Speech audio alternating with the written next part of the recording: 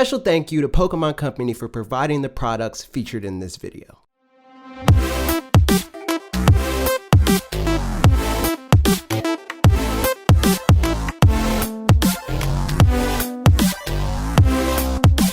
Hi, hello everybody, welcome to Directly You, episode 92? I think. You got it.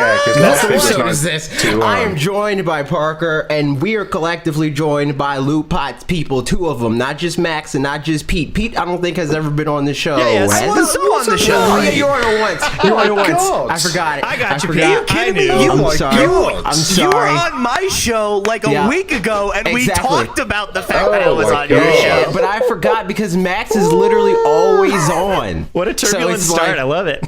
Right? Yeah. Wow. You gotta upset Pete early. Anyway, speaking of things that we gotta quickly. Yeah, exactly. Speaking of things we gotta do early. It's like a good guitar amp where you gotta Parker, crank it up. Shut and it's up. a tube amp. It's a tube amp. You gotta warm me up a little bit, But then I really sing. Exactly. All right, do the housekeeping stuff. You got what people do where people sing in their house sometimes. We gotta warm the house. You can support this channel by going to youtube.com/fanatics4 or twitch.tv/fanatics4, clicking the join, or on Twitch the subscribe button, $4.99. You get loyalty badges, you get exclusive emotes, you get gaming time with us, you get free Switch keys from time to time, you get access to Spark's only Discord, and you can join our Discord regardless, dude. It's free 99. What a value. Just click the link in the description and you can hang out and talk about sitcoms and Pokemon raids and all that great fun stuff. I'm sorry, do you guys have a sitcoms channel? No, but people talk about it. Okay. General is a lawless land. You guys send me an invite to this Discord. I'm gonna come get in there. Let's go. It's in the description, Pete. You would know that if you were send me one right now. I'm just we're friends, so I gotta go to the video. You can't sit. Are we truly? I thought we were, and then you forget that I come on your show and start with me before we begin. See now you're not do the intro, man. Come on. I didn't finish it though. So I think now you're not even good friends with Pete because you're making Parker because you had to make him edit out a swear. Hey, you know what? This is turbulent. This is a mess. It is, this man. Is family. This is what you do for family. It's not even Thanksgiving anymore, Parker, dude. I'm really thankful for you. You're always kind. Always kind. Yeah. Parker had literally said nothing but something about a tube amp. He didn't have a chance to say anything mean yet.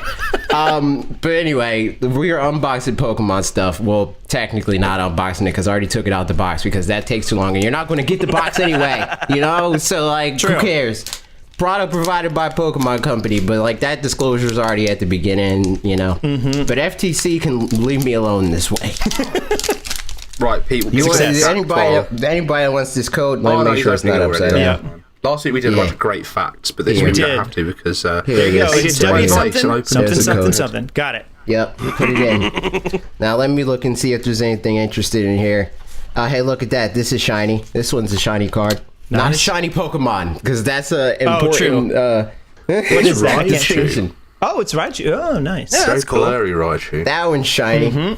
I mean, that's what happens with compression on this thing, True. People see this is really my least favorite part of the podcast. Oh, let me also say... You're my least favorite part of the podcast. I can't believe you guys let Max on the show so often, honestly. We've talked about it often enough that I came prepared. I'm not going to eat any on the thing, but I had some of the best Doritos I've variety. never had them. Sweet spicy chili? Sweet spicy, yeah. That's your favorite?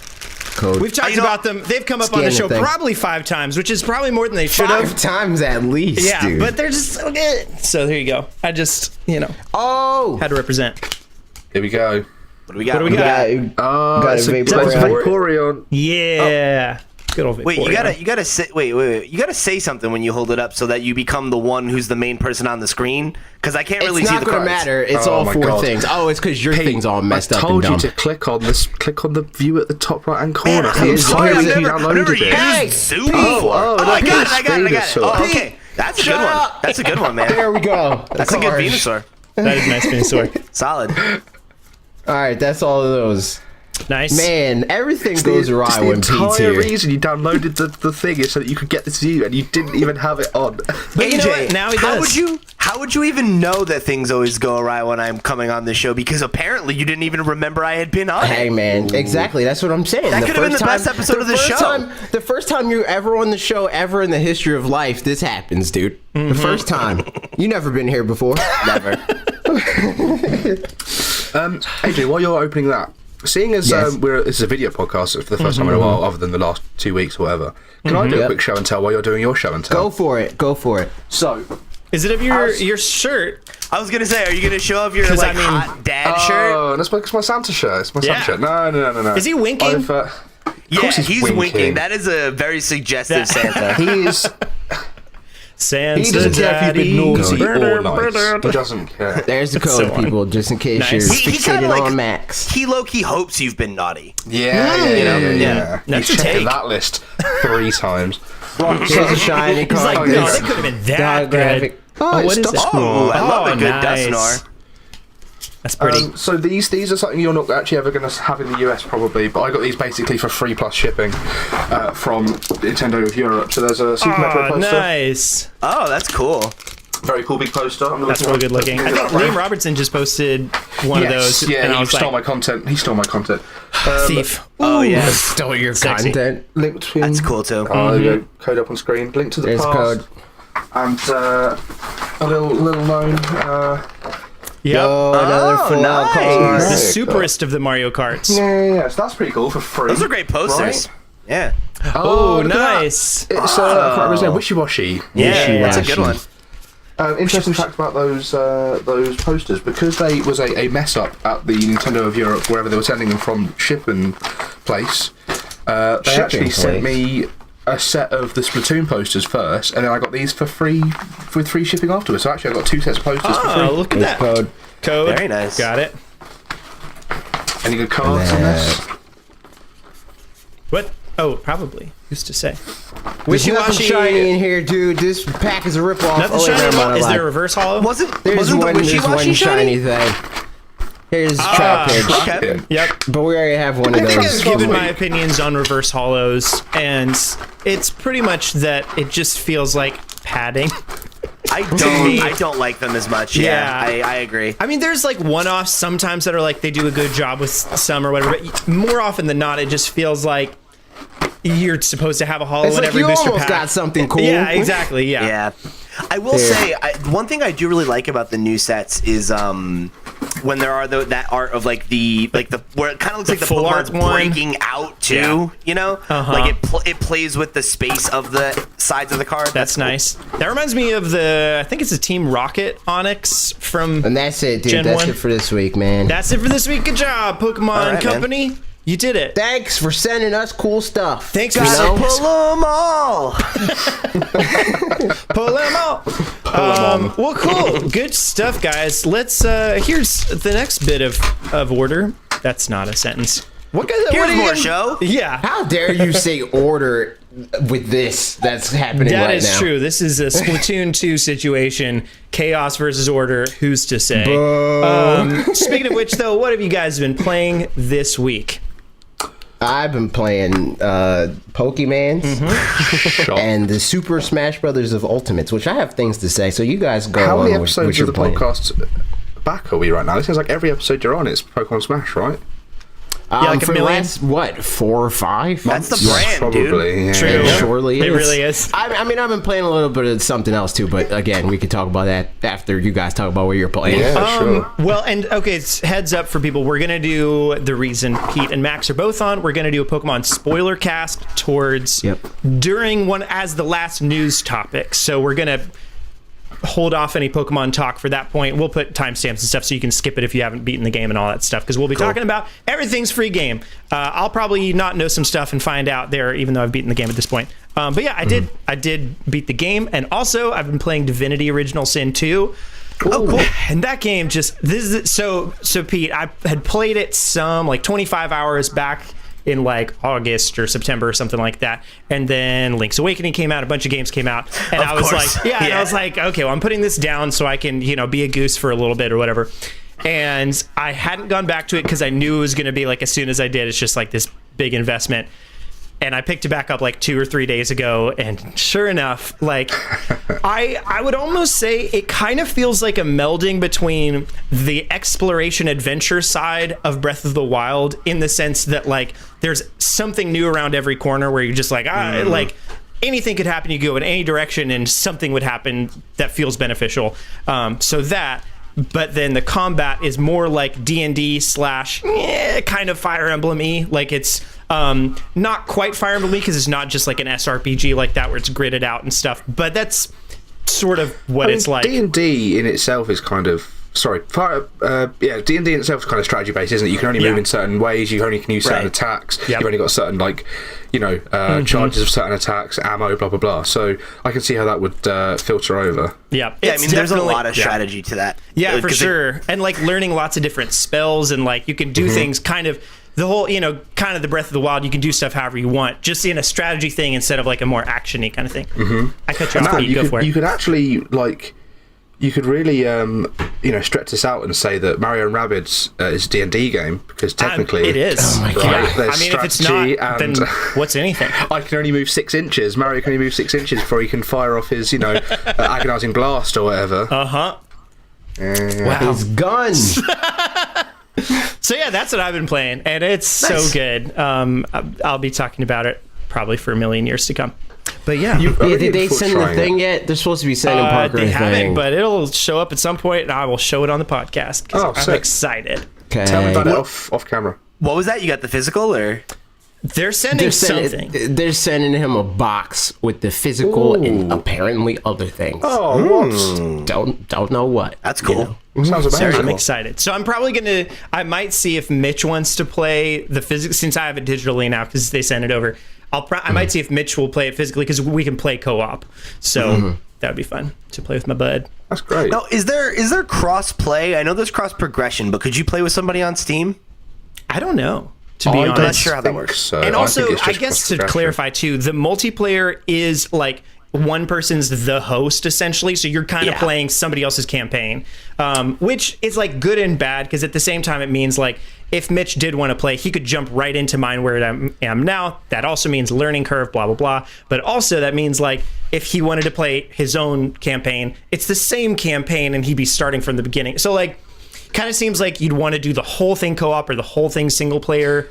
Yeah, not really in between. It kind of reminds me of like when I played The Division, and a friend of mine was like, "Oh yeah, hop in my game, we'll play co-op." I was like, "That sounds like a great idea," and he'd been playing it for 50 hours or whatever. Yeah, right. So I joined his game, and I spent the whole. He's like, "You hang back, I'll deal with this," and then the entire time we played together was like, "You hang back, I'll go and kill the people because you can't kill anyone, and then you come forward and then you hide here." I'm like, this is fun. Yeah.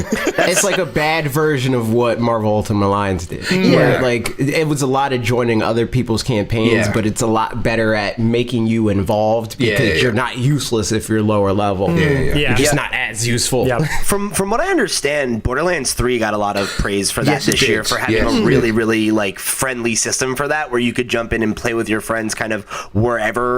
It balances out, doesn't it? I remember the guys on the Kind of Funny were talking about it a lot. They were big on how Borderlands put that in. Sorry, I'm thinking about Overwatch already. How Borderlands put that in. Right. And I imagine that we're probably going to see a lot of games learn from that, hopefully, because I think that's like the more we get these always online multiplayer games, like that's a thing you've got to have figured out. Like I shouldn't be penalized if I want to come to the game like after its initial wave, you know? And I feel like most games do that. Like if you jump on like a game like Monster Hunter, right? Like after all your friends have been playing for a few weeks, like you're a million miles behind them, and they can either do what you were talking about in The Division, where it's like, all right, do you want to babysit and drag me through everything? Or I mean, I guess with Monster Hunter, and I haven't played it very much, so I don't really know, but to my understanding, it's not so much character leveling as equipment leveling. Level up. So I guess you theoretically, can just scale back your weapons. You might be able to, if your like gear.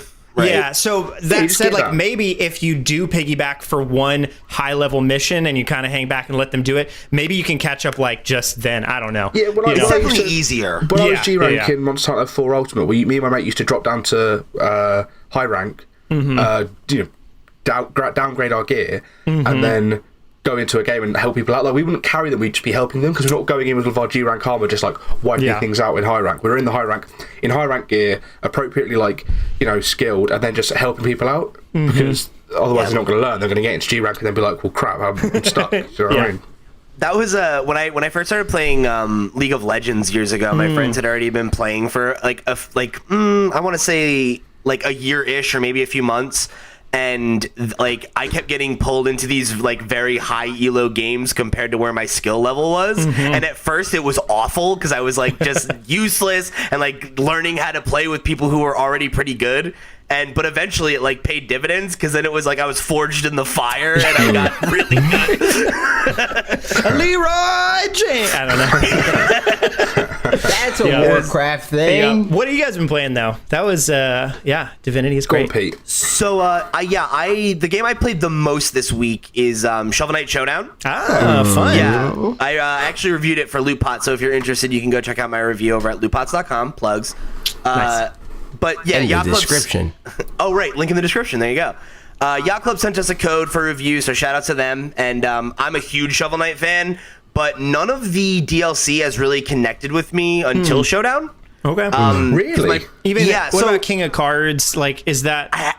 I haven't played King of Cards yet. That's the only one I haven't touched. I turned down the review code for King of Cards because I just wouldn't be able to get it done in time. But I was like, really like, should have done it. What I had to do, like, Pixelpar asked me if I wanted to do both of them, and I was like, yes, but I only have like 2 days this weekend where I can play video games. Like, I'll do Showdown, and I played like probably 15-20 hours of it. The way you said that kind of implies there could be more than 2 days in weekends. Like, maybe somewhere out there. I only have 2 days this weekend, but like next weekend, 137 of them. 4 days. Thanksgiving was a 4-day weekend. That's true. True. That's true. I got both of those too. I haven't really touched Showdown because I heard that there's like it's a local situation. And it's like a whole wrangling of like, hey, do you want to help me out, cover this or play this or stream it or whatever? I played King of Cards. The single player things in it though are like really robust. Okay. So like I played both Plague of Shadows and Spectre of Torment like a little bit, but the same thing that happened to me with both of them was I didn't like the way that either of those knights moved as much as Shovel Knight. And the way, because I didn't like the movement as much, it affected level design in a way where I was just kind of like, I'm not enjoying this as much, and I would always just go back and replay Shovel Knight. I kind of disagree. Not obviously, I can't disagree with your personal. I disagree with your opinion. I can't disagree with your personal experiences, but I do disagree that the level design is sort of harmed by their movements. Because when you're playing as Plague Knight, for example, and there's a point where it will just click, and you'll suddenly learn exactly what time you need to let go of the buttons to your explosion, and how you should be using the bombs to slow yourself down. And when that clicks, you're then just flying through levels. Like, you're so maneuverable as Plague Knight once you work it out, and you're just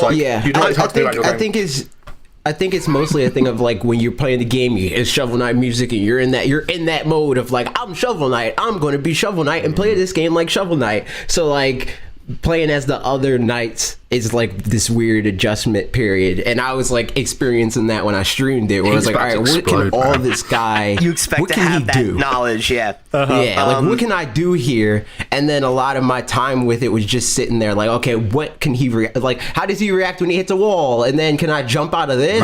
What happens here? I watched you try and learn King Knight, and then I turned the game on myself when I broke your stream. Sorry about that. I turned the game on myself and was like, man, this looked really hard when you did it, and I just splammed through the first level like, oh, AJ just sucks because it's not Smash Brothers. What were you gonna say? So yeah, as I was trying to say before, I was so rudely interrupted by Max. I wasn't trying to throw shade at those campaigns. It's just a feel thing, right? Like I don't, and I wasn't saying that like negative, that level design is negatively impacted as much as the way it's different was not as appealing to me. Okay. Whereas when I picked up Showdown, because it's a Shovel Knight take on the whole party fighter thing, like I can play a Shovel Knight, so that's helpful. But even the other kind of movement styles were easier for me to pick up and experiment with because it's in a different format, and it's not like here's this like fast-paced, fairly challenging platformer, it's like, okay, cool, it's a fighting game. Yeah. So which movesets speak to you? I mean, that's kind of like, if taking the Link update in Mario Maker 2, for example, the levels built around Link are going to have probably more enemies or more like shooting type stuff, those kinds of things where like if that's not as much what you're into compared to just straight platforming like Mario, then, you know, that makes sense. Gravitate towards one or the other. Yeah, that it would just be different. Makes sense in that case. So, Peter, so for me with Showdown, what really stands out is like there's so much content. Like the single player content is really robust. There's 30 stages, there's 20 characters, like all of them feel unique, and there are like two major types of match. There's either matches where you win by being the last person standing and like taking everybody else's stock, which you can either get by like knocking them into like stage hazards that are deadly, like lava, or into a bottomless pit. But a lot of times, like most of the sides of levels are like you can walk through them like OG Mario Brothers, you know? So it has a way different flow than something like even like, you know, Duck Game or Killer Queen Black or Smash, even though it's kind of a similar style. And then the other thing, which is way more common, is gem battles, where like there will be gems that spawn, and the winner is who collects the number that you need to win, or who has the most at the end of the battle. You know, so if like the four of us were playing and it was like a 7 limit, and I have 5 and the time runs out, I'll win. Or if I have like 2 and I kill all of you, then I could win that too.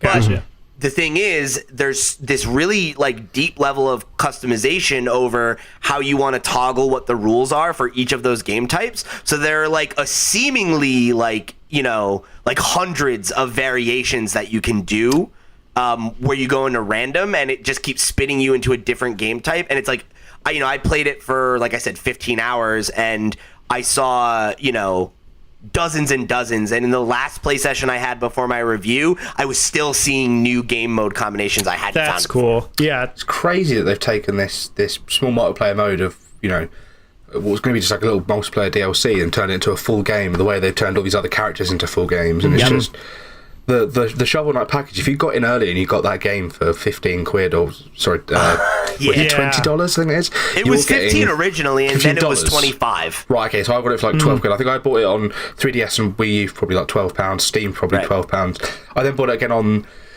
Switch for 20 when it first came out, and now it's what, 25. It's up to 40 now. Is it? The last set of expansions. Wow. Yeah, every time that they put out a major update, they would up the price. Okay, Man, well, I should have gotten it early. You got in early on the value, man. That's crazy. It's all of the games are just such high quality stuff, and I'm really looking forward to getting deeper into King of Cards. Max, Bonafide classic. Yeah, Max, are you playing anything? I tried. Like I said, I started to play King of Cards. I'm looking for like more of a chunk so I can just sit down and blast through it. I've actually, it feels weird saying this in 2019, been playing loads of Overwatch recently. Cool. Like so much Overwatch. I was not going to get it. Saw it on sale for like 15 quid with 3 months of online, and I was like, yeah, you know, I've got a friend of mine that like, he's like, oh, if I get a Switch, I'll play some Overwatch with you. I'm like, okay, fine. And then he bought the Switch and was like, get Overwatch. I was like, so I just bought it. And we've been playing loads. I think he's played about 70 hours now, and I've played about 20.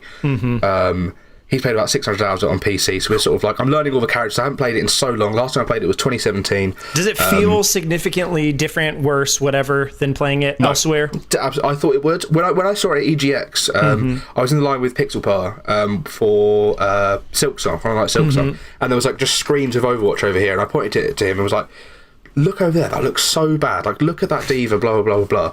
And then I was like, so that was just hampered. My opinion of it was just hampered. When I was like begrudgingly bought it, I was like, fine. I loaded it up and was like, this just looks like Overwatch. Like, why did this looks fine? Like, why was I so down on it? And then I was like, I'm not feeling this frame rate because it's not juddery. It's, you know, pretty solid 30 unless there's like just loads happening. It feels really stable, and I was just surprised that it is basically just Overwatch, and like the menu's the same. The only difference is you're playing with a controller, and also you can play it in handheld. And I've been playing it at work on my lunch breaks, and I've been going around to my friend's house, and we've just been like sitting next to each other playing Overwatch online together, and being able to like sort of, you know, call things across to each other, and like I'm swapping characters. Oh yeah, let's sync up our ultimate. So we had a move the other day where we just like. One of the characters, Sigma, has an ultimate where he lifts everyone in the air and then drops them down for half damage. So I did that, drops them down just as he ran and activated his Reaper ultimate, which just just spins and does damage. We just like cleared a team, the two of us, because we were in the same room. Like, let's plan this out, let's do this. And it's just something you don't get on PC unless I just lugged my entire PC to his house. So I think it's a shame that it came out at the time that it did, because I remember speaking to the PR company for Blizzard at EGX. I was in the press room with them, and we were just chatting about all sorts of things. And when they mentioned they were Blizzard, I was like, ooh, you guys are having a bad time right now, right? And they were like, yeah, a little bit. And I was like, and how's the Overwatch launch gone? And he's like, who do you write for? I was like, oh, like LootPots, you wouldn't have heard of us. And he's like, oh, okay. We've got loads of codes if you want one. And I was like, oh, I see. Like, no one wants to cover this. No one cares about this. Yeah. And it's a shame because it's, a really good port. I'm really happy with it. That's so weird, because me and Bob reached out to them because we wanted to do the hashtag Cute Boys stream. Yeah. And they just didn't respond. I was like, really? all right, because you have to be locked in a room with them, man. I locked the door. You used your Reaper. You got the other guy to do half damage. I was just like, so what are we gonna do about this one then, guys? I mean, I gotta say, man, if Max came up to me in like a shirt like he's got now, with as much chest as he shows off, and I don't know, like I'd be pretty It's a slutty intimidated. shirt, right? Okay, do you want a code? Do you want a code? Oh man. Yep. Speaking of industry stuff, guys, the Game Awards happened. I didn't even get to talk about the thing I wanted to talk about. Parker, jump back. Tell me about the thing you wanted to Skipped your talk turn, about. man.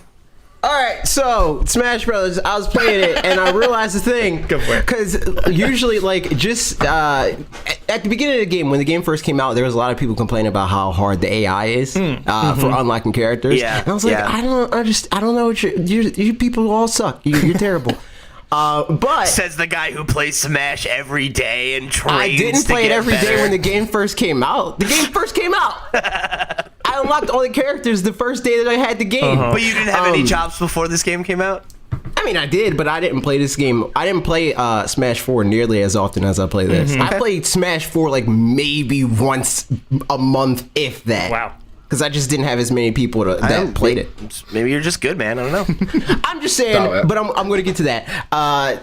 I realized retroactively, I was like, oh no, I just cheesed all these people. So it was like the rule set for unlocking characters is a casual rule set. It's items, it's random stages, it's all that stuff. So I just used all the BS that is banned in competitive play to beat these characters. So I was playing the game a few days ago, like right before the Game Awards, and I just was like, I'm going to face the AI or whatever. I'm going to put a level 9 CPU and see what happens, see how good they are, if I'm 3-stocking everybody I fight and stuff like that. They do some dirty stuff. and some stuff that I would never expect from AI at all. I'm like, yeah, like this man really just comboed me into a meteor smash. Like, did he really just do that? Like, the AI is really good in this They game. patched it too. They Oh, patched it to make it interesting. weaker than it was at launch. Wow. Because people were like, wish they getting didn't. bodied. I wish they didn't. That's funny because like I was going through and trying to like, I was like, if I can beat level 9 CPUs of everything with my main, then like I'll feel okay about myself. And I was doing okay. Rosalina for some reason is the worst just because she has she's Luma. fucked I don't know. Space Whale. But yeah, Getting now juggled. hearing you say that makes me feel a bit better about like, okay, like the fact that I couldn't just always beat them. Like, okay. they're really good. And I'm not going to say like the AI is not the best. Like I can't just say like, hey man, 90 days of facing the AI, Yeah, right. 13 reps, you're going to be beating MK Leo tomorrow. Like it doesn't work like that. But for the most part, if you are like competent against the AI, you can be competent against, I'd say, upper mid-level at least. If I'm like playing a character that I've been playing for a while, or a new character, I'm like, okay, I need to nail this specific portion. I need to nail my down tilt. Use the down tilt correctly at the time. I will just put on like a level 9 random and just keep doing like practicing that move in different situations. Like I remember when I was just at work when I just started this new job, and I was just every lunch break they're like, oh, do you want to go do this? I'm like, I've already got to do some practicing, sorry. And I would just like sit there with my Switch just as Samus, just like, right, okay, down smash, down tilt, down tilt, down tilt. And eventually I put it on Captain Falcon, because I was a little bit bruised by that time that Bob beat me on stream, and it was like that close, and I was like, okay, cool, like so I was just practicing, and eventually I was just demolishing this Captain Falcon on level 9, and I was like, cool, we're ready, and we just never got that rematch, so it was a really big waste of time. Man, I love the idea that Max is at his new job and his coworkers are like trying to get to know him, and he's like, I'm sorry, I need to train at Smash Brothers. Human interaction is like pretty important, but have you heard of Smash Brothers? You must be the most popular guy at work. Mate, I bought a stack of board games in, so now every lunchtime I'm being back to play board games every day. Yeah. My boss before brought in his N64, and so we would play that at lunch break, and it was a great old time. Nice. Go on, Andy, what you saying? The Game Awards didn't have a lunch break. The Game Awards did not have a lunch break. They probably had some lunch breaks, but we didn't get to experience a single one of them. Yes. Let's do this, guys. We're gonna talk about so many things today, so we'll have to kind of pick and choose what we want to like really delve in on. But I mean, we should probably just go Nintendo there's only, not a whole lot to really delve in on. Yeah. For the Game How much Awards. like Nintendo? So okay, I'm gonna cards on the table, guys. I had my company's Christmas party last night. Nice. I didn't watch the Game Awards, so spoil stuff. What happened? So okay, here's for Nintendo fans, not a whole lot. All right, I'm cool. going to Next say segment. we cut out everything that's not Nintendo related. We need to get to the Pokemon stuff. So I say what I'm highlighting now. I'm just going to hit delete, and you're going to Sounds tell me good. off That's what I'm for saying. a If there's anything Nintendo related, Yeah. say it right now. So okay, as Reggie far as was there, great. Okay, let's move on. yeah, Nintendo games that won, because there were a bunch of other things that won as well. But Nintendo games that won, Smash Bros. Won fighting game, which but course. also great. Like I was a little bit Poor like Mortal Kombat.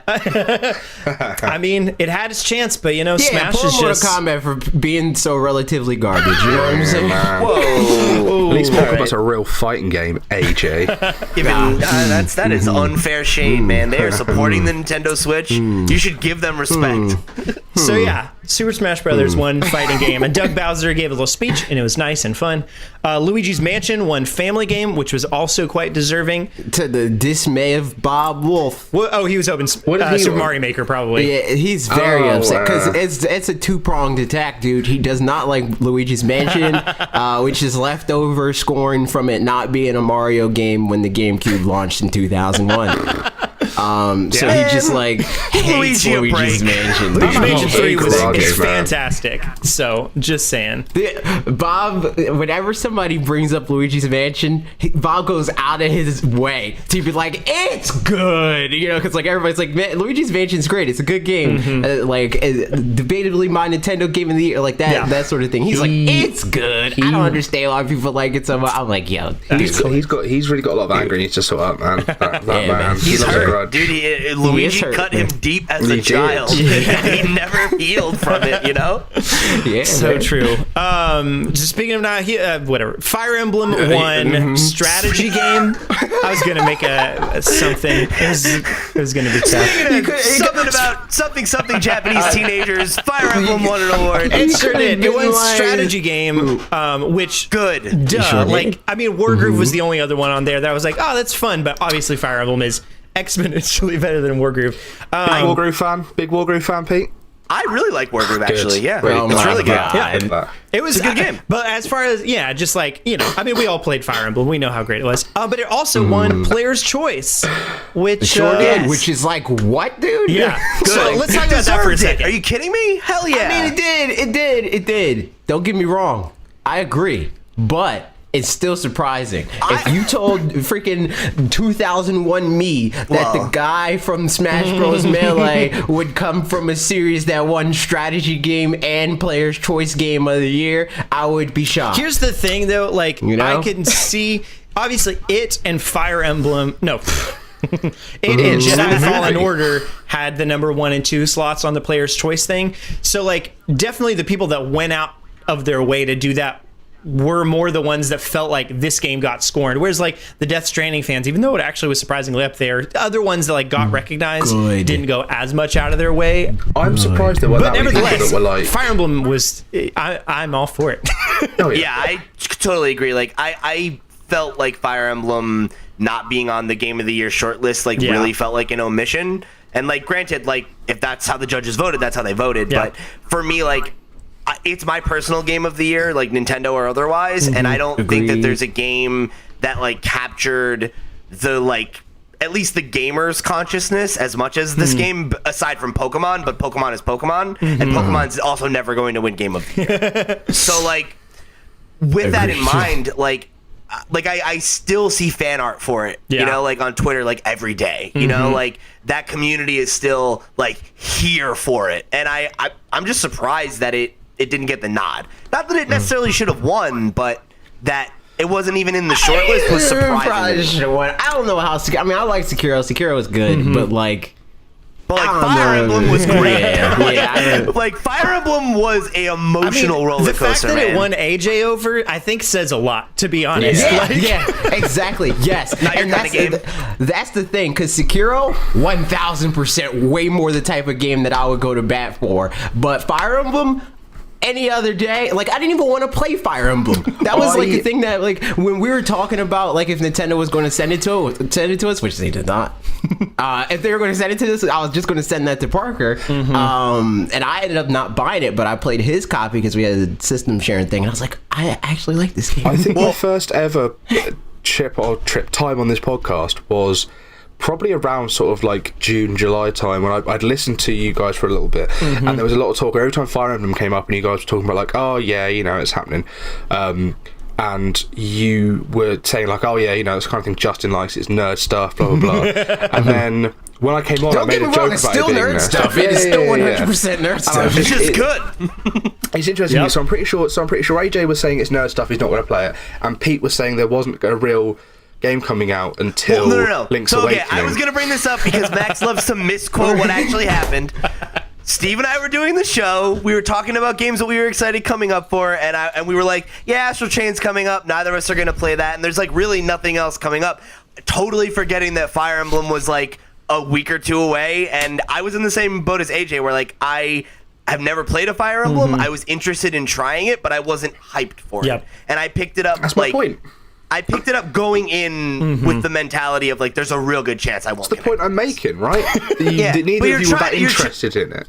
Yes, neither of you were interested in it. You're so right, much so that you ignored it on your podcast, and then you eventually. That's where I take issue. That's not true. Right? We didn't ignore anything. I just like doing bits. He was saying it about. He's saying it about me. The two of you who didn't care picked it up. And now it's like the top of both your Game of the Year list. I fell in love with it. Absolutely fell in love with it. Yeah. Which is funny because I think Justin can correct me if I'm wrong, but it's definitely not his favorite of the Fire. Like, he has loved Fire Emblem for a long time, but he doesn't love. I can't even remember if he said he's finished it or not. I think he said he didn't. Which it's funny. It's funny. Oh, yeah. I'm sorry. Go ahead. No, that's it. Who did you have on for Fire Emblem Spoilercast? Was it Mitch? Yeah, it was Mitch. It's Justin's mission in life to dislike everything that I like, except for youtube.com/fanatics4. We love you, and Justin. Apparently Parker deal. Yeah, I was gonna say, like, I have a few friends who are like really big Fire Emblem fans and have been like trying to get me to try it since the 3DS. And multiple of them have said now that it's like, honestly, like, except for maybe Awakening, it's like not super worth it to go back because like the quality of life changes and like the level of like detail and care that went into like crafting the characters and the dialogue and all that stuff is so increased in Three Houses that it's like, just wait for the next one, you know? And I am with bated breath. Like, I'm so ready. I mean, at this point, I'm just gonna wait a little bit and then play the two other paths at some point in the future, as if they were free DLC, you know, like that kind of a thing. Yeah. Well, there is story DLC coming out next year, right? True. I don't think it's actually story DLC though, is it? I think it's just more. I think there's some story DLC, but I don't. It could be kind of more. It's probably more like Fire Emblem Warriors story DLC as opposed to like Xenoblade Chronicles 2 story DLC, where it was like it added some chapters a little bit, but probably isn't like anything super substantial or like side con. Oh, you know what it is? They're gonna add the hot springs and stuff, right? Isn't that the thing? Okay, so there's going to be like additional dialogue and maybe new stuff, but like it's not like a new path. Yeah, it would be if it was post game. That would be super interesting in some way. Like, you know, I mean, it would make sense. Who would you be fighting? It'd be hard. It'd be really hard. You know, at that point, if you can keep your, you know, whoever you romanced or whatever, and then you're with them, you know. be interesting. Or they do what they did in Awakening, and you have children, and your marriage matters. No, It's I don't want weird that. how I played it, I finished it, and I'm like, I really wish they had DLC to fill out these things that I didn't understand, fill out these things they didn't really cover, and they just brought it randomly at the end and then just skipped over, and I'm like, oh wait, I've played one of 4 paths. Yes, right, exactly. Like my path, they literally say those who slither in the dark maybe twice, and you don't actually you don't either go those who slither in the dark. You go, you kill them all, and then there's always random characters that come out and go, ha ha, it's me. And you're like, I don't know who you are. Kill you. Who are you? He was Blue I Lions. was Aelgard. You were Black. I was Yeah, you were Aelgard, but then I sided against her, so I was with the. So you with did the church I did the church path. path. Yeah. But which I think was probably the worst path to do, because by the end of the game, it just sort of like wanted to get to its end, and I was like, there's all this stuff that I've seen other people talk about where like their characters just really have some stuff going. You know, all their main characters have really got some like story. They're going through some stuff. They're really actually like having this time to chew the set and do stuff. But my main character was just locked away somewhere, and I had nothing but my silent protagonist to carry me through, and I was like, this was a mistake. Yep. But it was not a mistake for Fire Emblem 1 Player's Choice, because it was great. Yeah. But you know who else won? Reggie, Doug Bowser, and Ikumi Nakamura all won our hearts. I put that in here because it's true and funny and cute. Reggie came out, and here's the thing. My best pal, Reggie. I think we all assumed he was just going to be announcing an award like he did, and that all of that was good. They hyped him up a whole lot, which was fine because everybody loves Reggie, so that's cool. But when he came out with the sunglasses on, I think that was a bit like it's so. And he was like, "It's Mecha Reggie," or what's Reggie Fils-Aimé? That's what it was. He was like, "It's Reggie Fils-Aimé," and had the sunglasses, and it's like, man, that's. I mean, I guess actually that's from the E3 video more than it is from a Mother 3 thing, but like it made it sound like he was going to do more than just what he did. But like if we're looking at the details that people used to look at when he was president of Nintendo of America, he was wearing a Reggie pin. Yeah. He was memeing, dude. Oh yeah. No, it was but it was great to have him out there. I love Reggie. He's so much. good. Like as soon as it came out, Ashley and I watched it, and she was just like, he's just so cute. Dude, I will never forget that E3 where he came out with the 3DS to introduce or the DS and introduce himself. Like from then on, I was just like, I'm ride or die for this guy. I love Reggie so much. Like when he Wait, hang on. Why is Fake Reggie? fan, dude. I'm a Fake fan. Oh, I've forgotten, man. I've forgotten it. don't quote it if you don't know it. Don't quote it. Fake fan, dude. Fake fan. Are we mentioning the other stuff that is above Yes, I was going to come back to that afterwards. Also, Doug Bowser came out. He said some stuff during the Super Smash Brothers thing. Ashley wanted me to point out, she was like, he looks like a cute Koopa Troopa wearing glasses. And I was like, I'm never going to not see that anymore. Did she specifically say, mention this on the podcast? Yes, not like when she was saying like, that. This is very important. She was like, you're going to mention that on our podcast, right? And I was like, yeah, of course. Or I think she said in a video, and I was like, I'll say it on the podcast. Okay. But yeah, so there you go. Next time you look at Doug Bowser, cute Koopa Troopa with glasses. I buy that. I like Dougie B. Yeah. He's all right. He's doing good. But yeah, and then the last 3 things. So they had 3 announcements. They were all towards the beginning of the show, which I think was maybe a mistake a little bit, but that's just me. But they were a trailer for Pete. Did you see these trailers? I guess.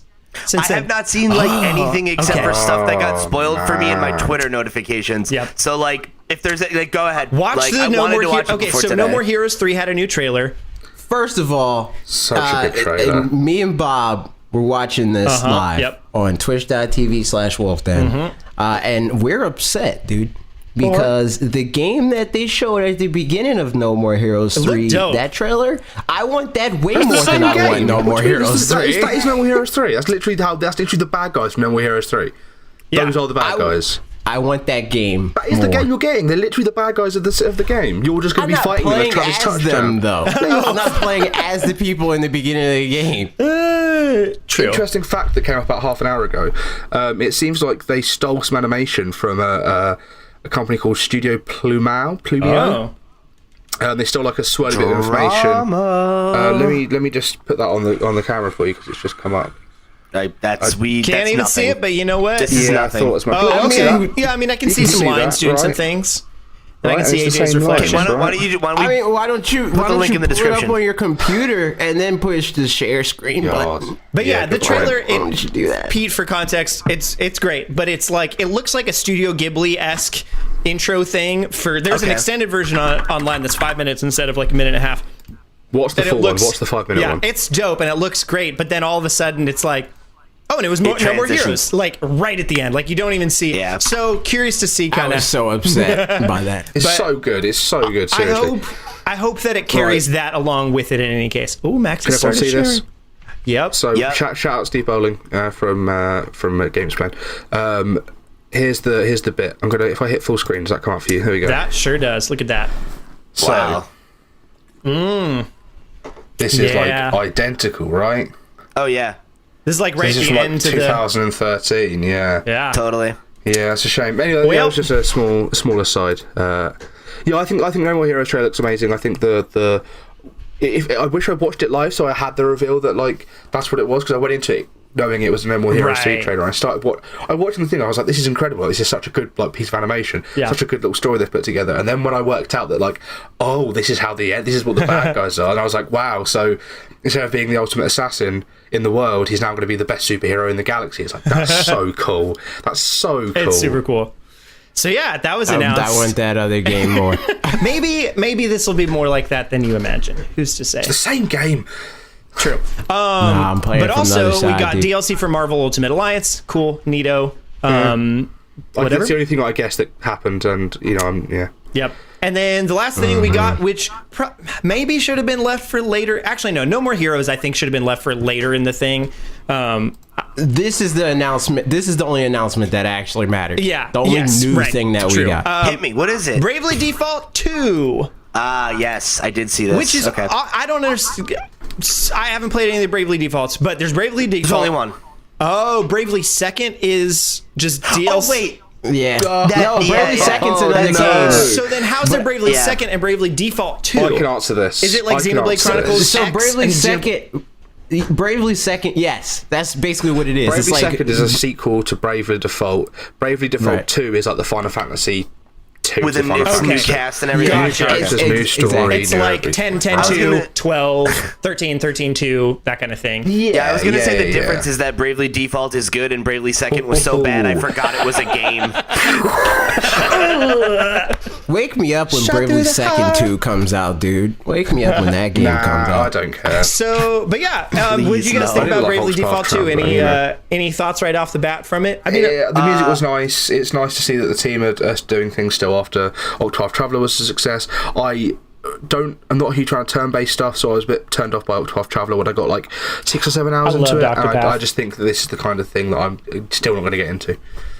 So I'm excited for this. I haven't seen the trailer, obviously, but I liked Bravely Default a lot, and I like turn-based battles quite a bit. My issue with Octopath is that I think that the thing that made it initially cool, like the whole pitch of it, ends up being its Achilles heel. Yep. I can see Because that. you have to play, like, the worst part of any RPG is like the first hour usually. Yeah. And you have to do that like 10 times in Yeah. a row before you can actually play the game, really. Octo means And- 8, Pete. I thought you were going to say the worst thing about Right, it was yeah. the fact that there's 8 different stories, but they do connect technically, but like, barely. not really. Yeah. Nah. So you have to Yeah. do the post game and do some research to like get how they connect, which is It's like- a shame. It's like 8 introductions that all then sew together, but not quite sew together until Right. you get to the very last dungeon or whatever. But yeah, And yeah. not all of them are as interesting either.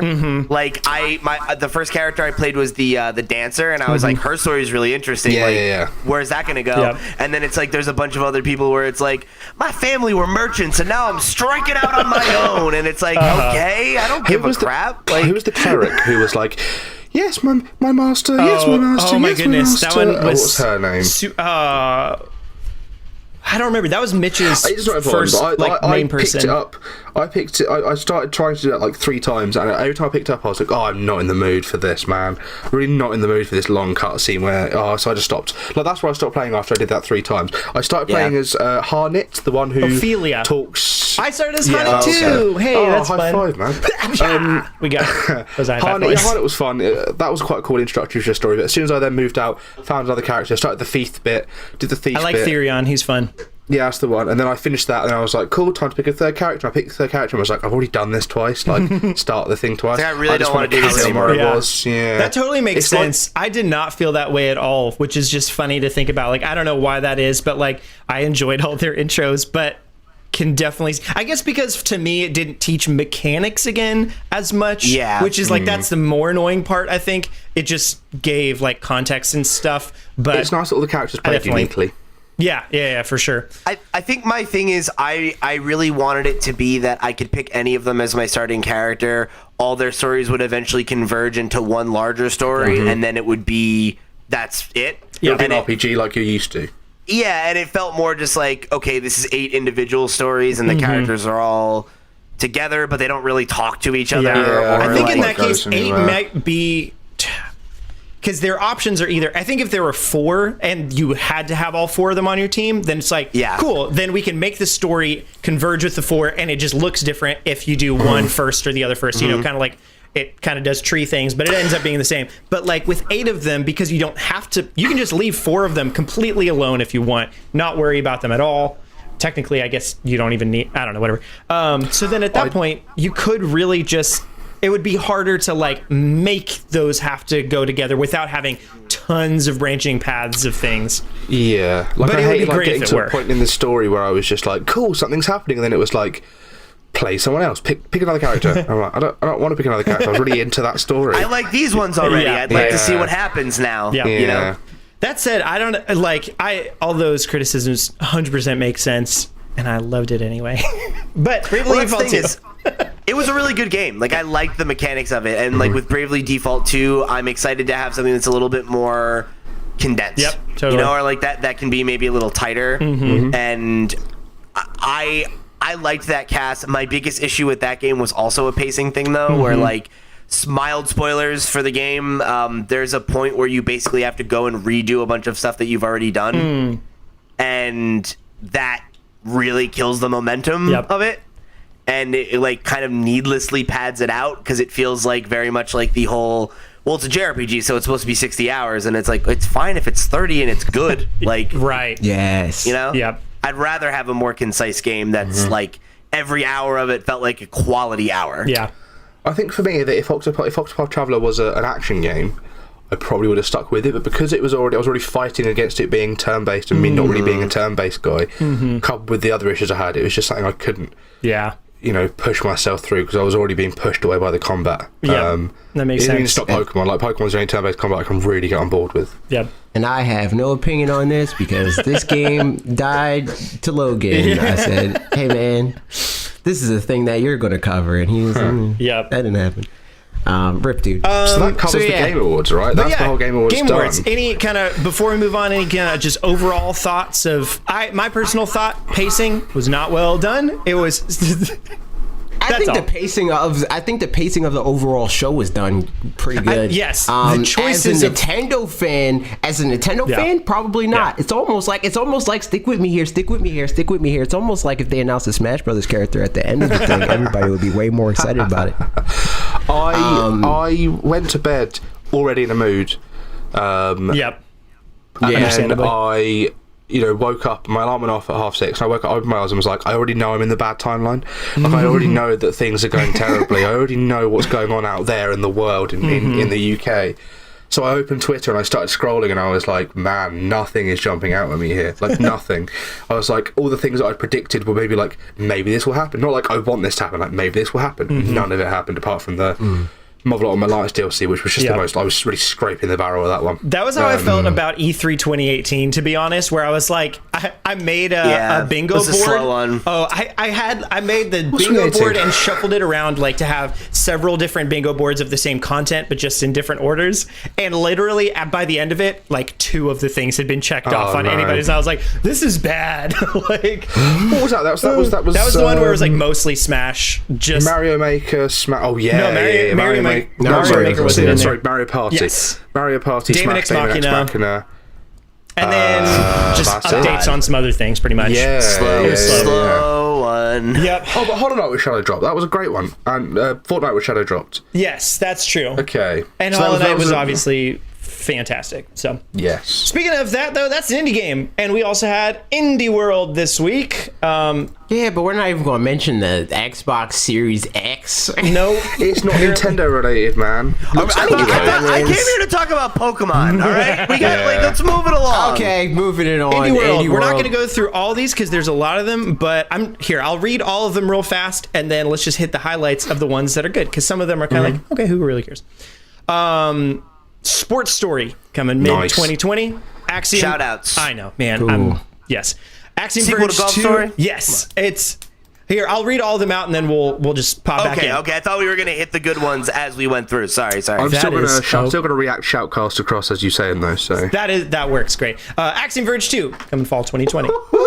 Streets of Rage 4 coming first half of 2020. Yeah, puncher. Gleamlight coming early 2020. Bacon Switch coming summer 2020. Supermash coming in May. That was cool. Talos Principle Shadow dropped. Sail it's a puzzle. Forth sometime next year. Dauntless Shadow dropped. Murder by Numbers next year, early next year. Oddworld Stranger's Wrath HD in January. Skatebird. I don't like that guy. Late 2020. Yeah. I don't have things to say about that. Liberated in 2020. Boyfriend Dungeon 2020. Nah. Dreamscaper early 2020. Nah. And The Survivalists. Okay, Nah. let's hit the highlights. Sports Story right off the Yeah, bat. boy. Yes. So good. Cool. I've been wondering for a while, like, what were they going to do? Because they kind of hinted at doing a tennis something in the game itself. Yeah. They were like, but do you like tennis, though? Towards the end. And we're like, We knew they were working on something because I had actually not applied officially, but like they were looking for artists for their next game, and I was like, if you're interested, let me know. I'd like to be involved, blah, blah, blah. But I didn't actually send them anything, didn't actually have a conversation with them. Yep. So we've been known for a while they've been doing something. gotcha. And This I'm is just the glad that it's best choice more- that it could have been. Oh, absolutely. Absolutely. So happy about it. To not just have to pick There's up like, another yeah, sport, you know what? loads of them.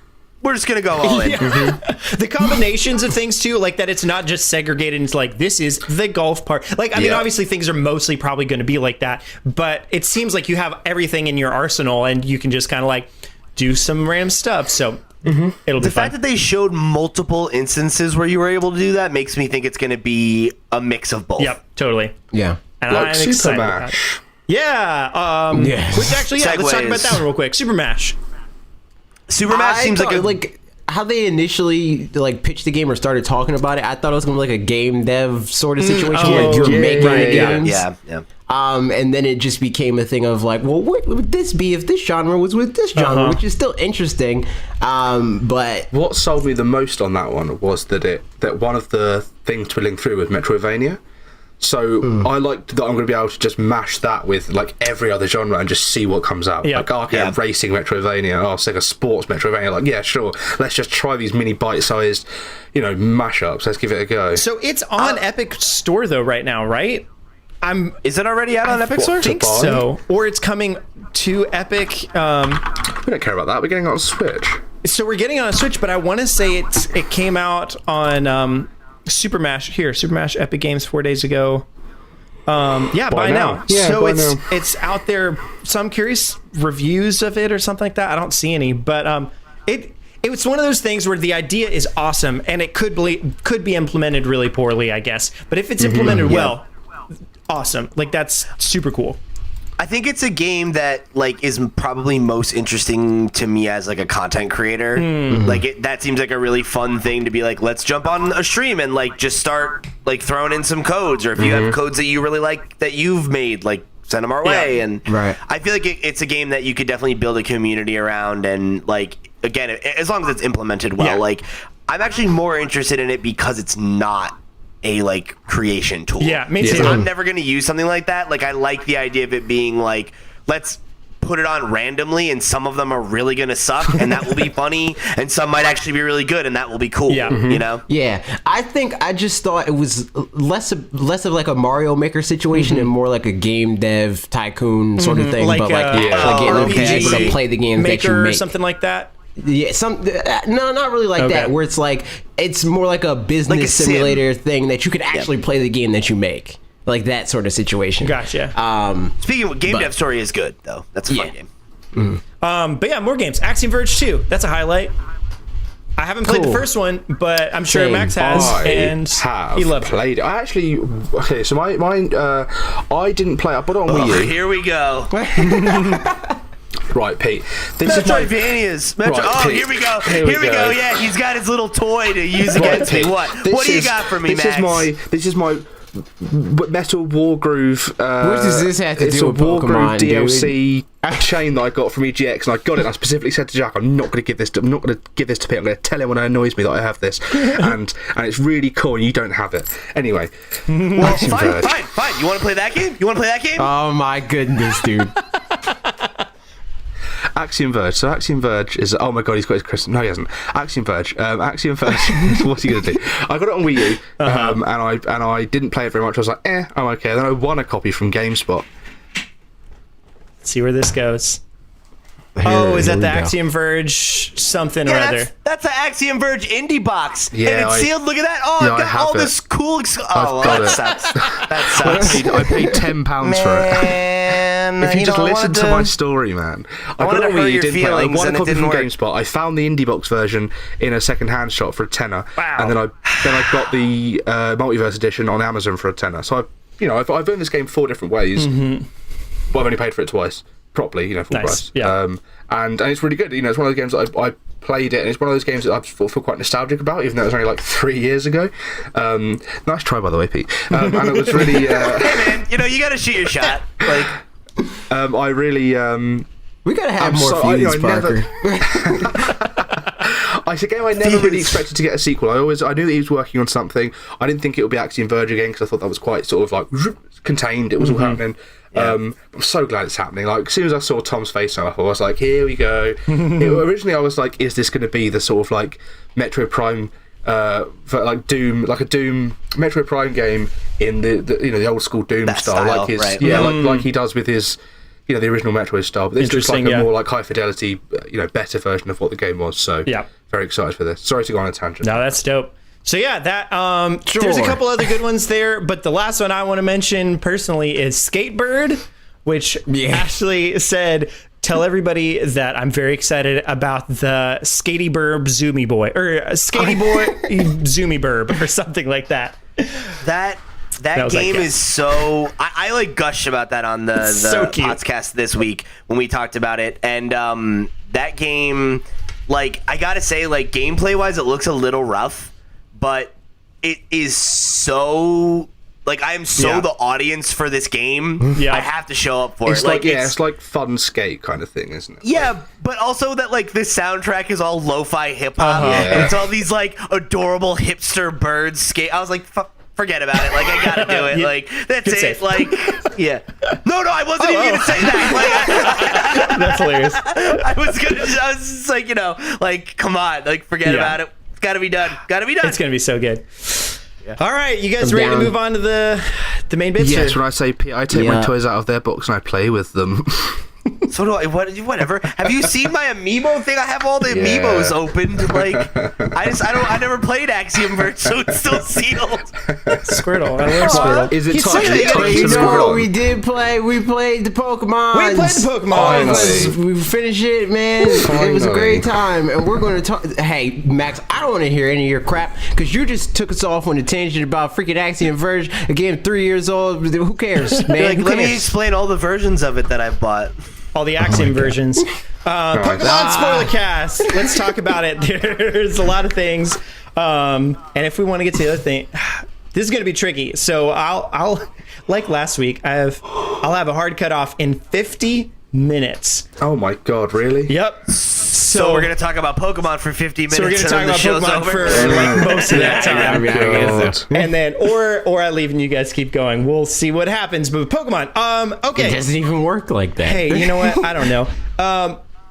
Let's just go topic by topic. Main story, let's talk about it. Main story, what do you guys think? All right, main story. For me. I liked the main story because it is thin. And I like that. Like, some people have used that as a strike against it. Max. I don't think that's a problem. I think that there are a lot of people that want there to be a better story in Pokemon. I think that we have had higher calibers of story in Pokemon. I don't think any of them have ever been good.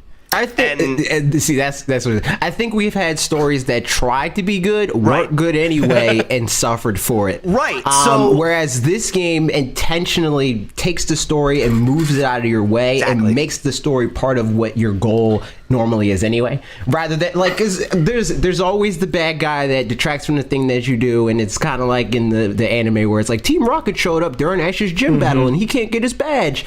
I want to get the gym badge, dude. I don't care about what you have going on. Like, because I mean, I think the goal for everybody pretty much is that the gameplay would be representative of kind of the anime and like what the world really is, which is best represented probably in the anime because it has freedom to do that kind of stuff. And honestly, in the anime, besides the movies, which the movies always have some kind of like big grandiose, like big bad and all that kind of stuff, but the show itself doesn't have that much of a story besides episode to episode individual things. So like I wish with the gym challenge approach to it that it did go the way that we all want it to, which is kind of like you can approach it in more or less whatever order you want.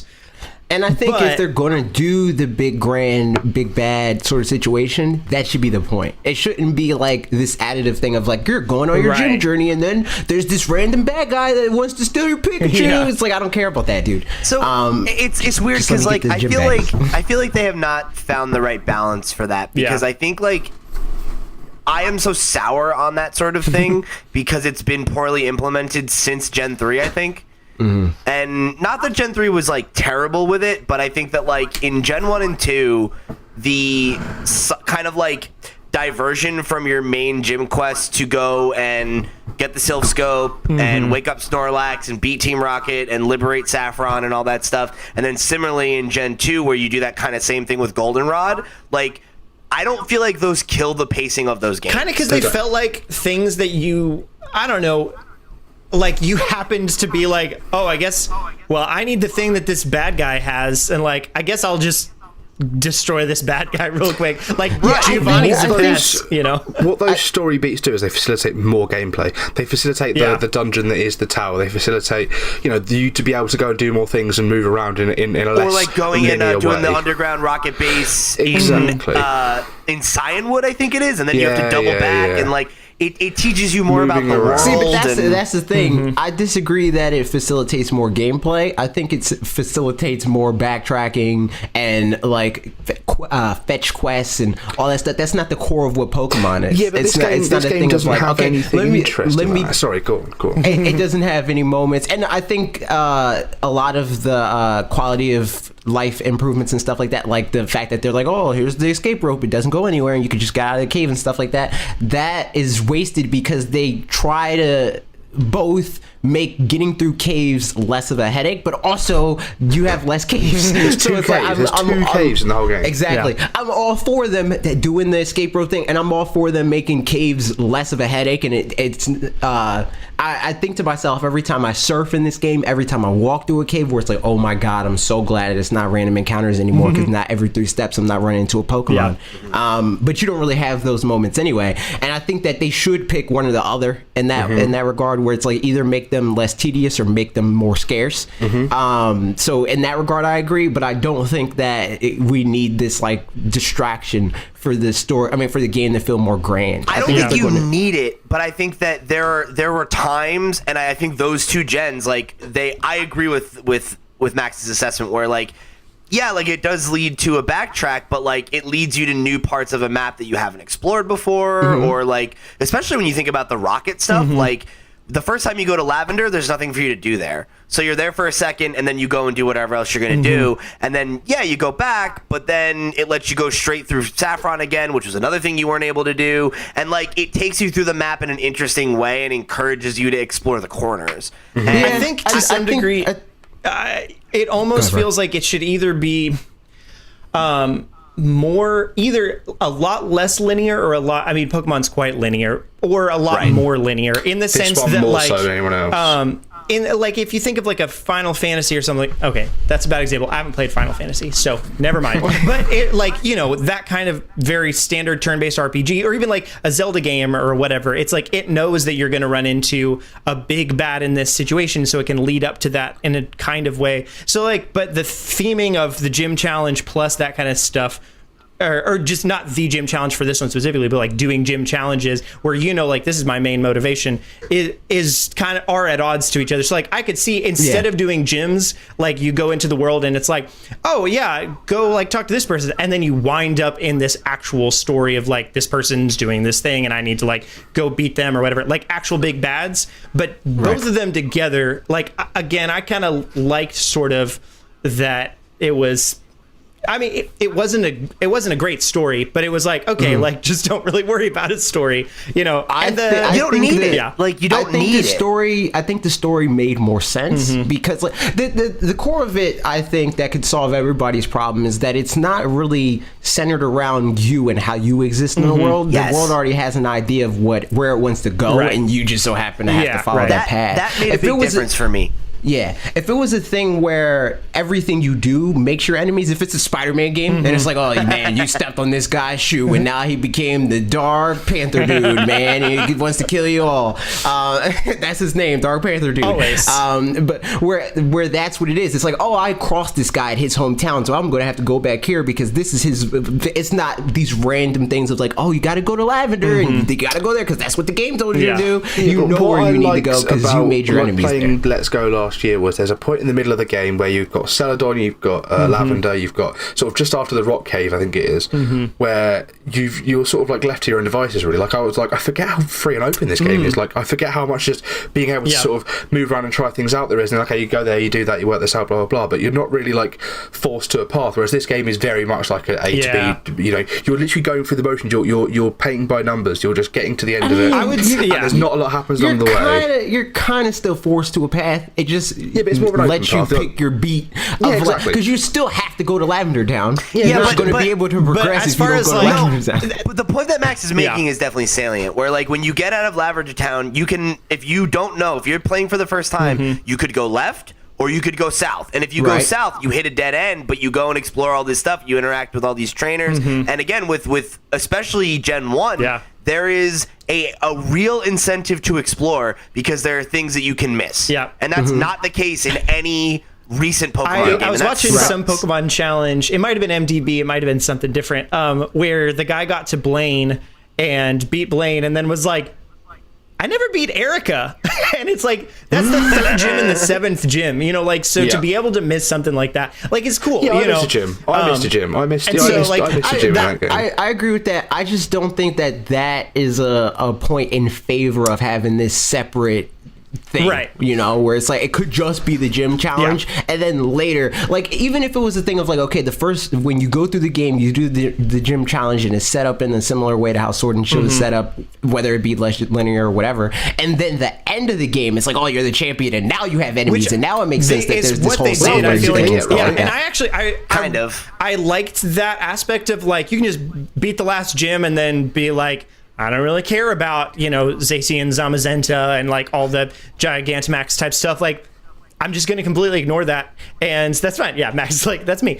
I don't have the box legendary. Yeah, so and those bits. Here's my thoughts on just the post game stuff itself. That's where all the like story stuff was, as far as like the bigger picture story kind of thing. You know, big bad sort of thing. It wasn't great, and also. Just a slight annoyance. In this game, they make you refight people so many times in a way that's kind of like fine, but just makes them seem petty for wanting to fight you again. Like where Bede especially, and also Hop is like, you know what? Maybe now I'm better and I can fight you. And it's like, 'cause I got a new stick. Like with Bede, I liked it because like I think it definitely made me. Like, I think Bede is, like, the best, like, jerk rival since, like, Gen 2. Right, yeah. You know? Because, like, I feel like gradually, like, we've had the, like, okay, like, it's your next-door neighbor and they're your friendly rival. And then from then on, it's just been like, all right, you live next door to an idiot who's terrible with Pokemon. And I yet guess somehow they're your you face rival. him in the in the final battle. Right, exactly. Yeah. What are the chances? It's like, he's one of the 4 best. What? It is funny though. At the end, the last time you fight Hop, and he's like, "I'll never be as strong as my brother," but all of his Pokemon are level 70, to where if he'd fight his brother, then just in like Pokemon World. Also, he has a legendary in his Pokemon party. game mechanics, like world aside, I guess, but like game mechanics, gameplay, he would just straight up win, which is just funny. My issue with, like you said, for refighting those people, because I haven't got to the sort of done much of the end game, therefore I don't know that much. But I did find when I got to the Elite Four, the championship stuff, and I was like, cool, time to see what the Elite Four is going to be, and it was just refighting the same gym leaders. They didn't even mix in the gym leaders from the other game. They didn't have in the actual, if they just put two of the gym leaders, they don't exist in this universe. Yeah, but if they just had them in as like, these people aren't the gym leaders because they're actually higher up now because they are in the Elite Four, that would have made more sense to me. But the fact that you just refight them again, it's like, and gym leaders competing in the thing against each other, they didn't explain it in world very well, I don't think. Yeah. Like that was one thing. I'd be fine with it if they were like, and this is a thing. If they said when you beat them, see you at the champion. Yeah, exactly, something like that. Because that was a bit like, why, like. So that actually, I kind of like that, and I understand the criticism in terms of it being like there should be new trainers so that there's fresh content. But I actually think in universe, fighting the characters that you've been like rivals with, who have been continually winning on the way to the gym challenge, as well as the gym leaders, makes a lot of sense because I've always thought that like the in-universe explanation for why me, a brand new trainer who has 2 Pokemon, can beat Brock, who is one of the 8 best Pokemon trainers in Kanto, apparently. Doesn't make any sense. Yeah, but if you mix they very much kind of characterize it, and this is something that has been like hinted at that they're dumbing themselves down for you or whatever. Yeah. Where they're like, I have low-level Pokemon that I use for new trainers, and like that's a normal thing. Yep. Cool, I get that. Getting to see them at their peak and being like, here's my real team, I thought was kind of cool, actually. I think if they did it, I think they need to do a mixture of what they did and then also refer to the anime and just establish more people that are doing what you're doing that you then later on compete against. Just show you people that were challengers that you didn't know. Exactly. Like that sort of situations where the main challenge is going to be other challengers, not gym leaders that they put in this position because nobody else fits the bill for that. I feel like gym leaders in the past and also in other parts of the universe and both the manga and the anime, they have their job, so they're not also now the replacement Elite Four. They're gym leaders, and that's what they're supposed to do: usher you into this championship. I do like the idea though that they're constantly vying for supremacy, though, right? Like the idea that if Rayhan won, like he wouldn't be. But that's the thing I think that anymore. they really dropped the ball on, because in the post game after you beat it and you can re-challenge the gym, I was playing it and I was talking to Grimhane, who's an active Discord member in the chat, the most in the voice active chat. Discord member. Shout out to you. One of them. But yeah, I was talking to him. We were playing the game. We were doing like raids and stuff like that. And I was like, oh shoot, you can challenge the gym challenge again. So then I did that, and it's this thing of like, oh yeah, who do you want to invite to challenge for your title or whatever? Funny. And I tested. I was like, okay, I'm gonna like tank. I'm gonna pick up a level 1 Pokemon. I'm just gonna lose and see if this person then becomes the new champion. And that doesn't happen. I was like, that is such a missed opportunity. That would be so dope. Missed opportunity is so much there's of this random game. challengers and stuff like that, like just random NPCs that you've never seen in your life that challenge you and stuff like that. If they could win, that'd be so dope. I think Max just said, missed opportunities is a big thing in this game. I think it's the detriment of when there's the more fleshed out a world is in a visual sense, the harder it is to forgive the things that don't make sense in world. You know what I mean? Where like when it's and Justin's talked about this in the Discord a whole bunch before, where like when it's 2D, bit art, pixel art and stuff, and you need to you kind of fill in the world yourself, and so like you just forgive things. It's like it's just you walk in grass because it's what it is. They're probably actually in there somewhere. Whereas, I agree that that's how people see it, but I don't agree that that's how I saw it.